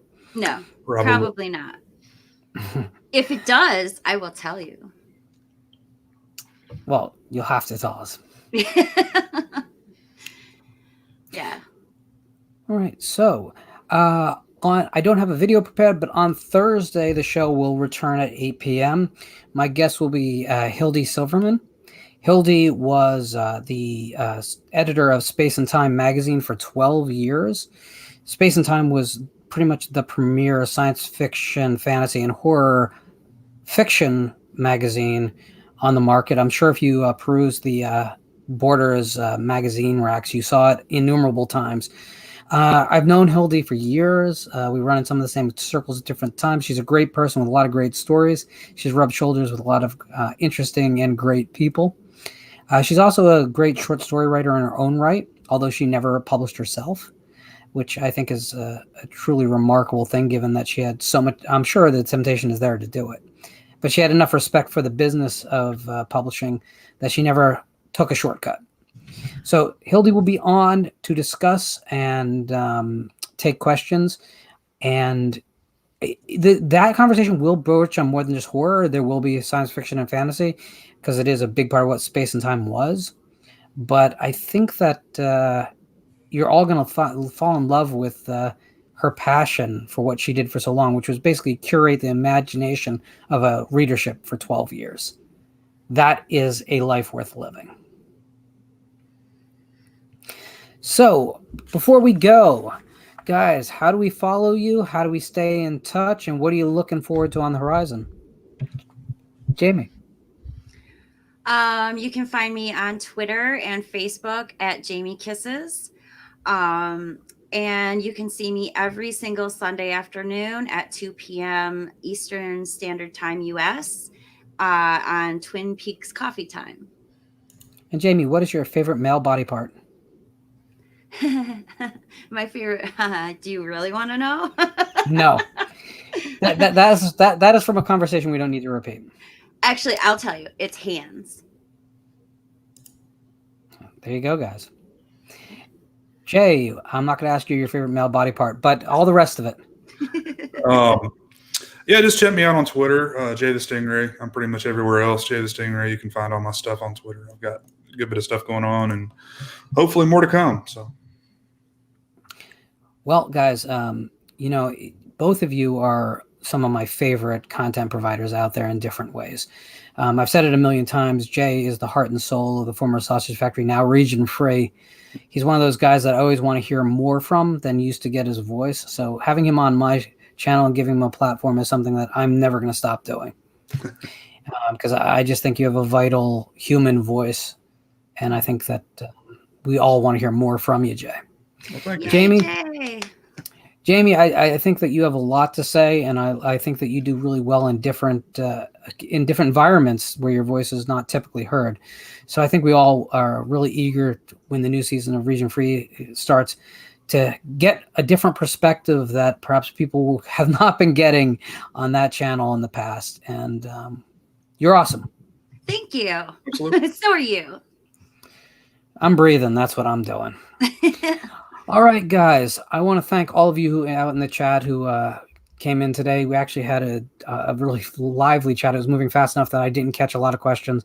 Sorry about that, guys, but I'm one guy. That's all I got. I will see all of you on Thursday, 8 p.m. with Hildy. And before that, stay safe, people.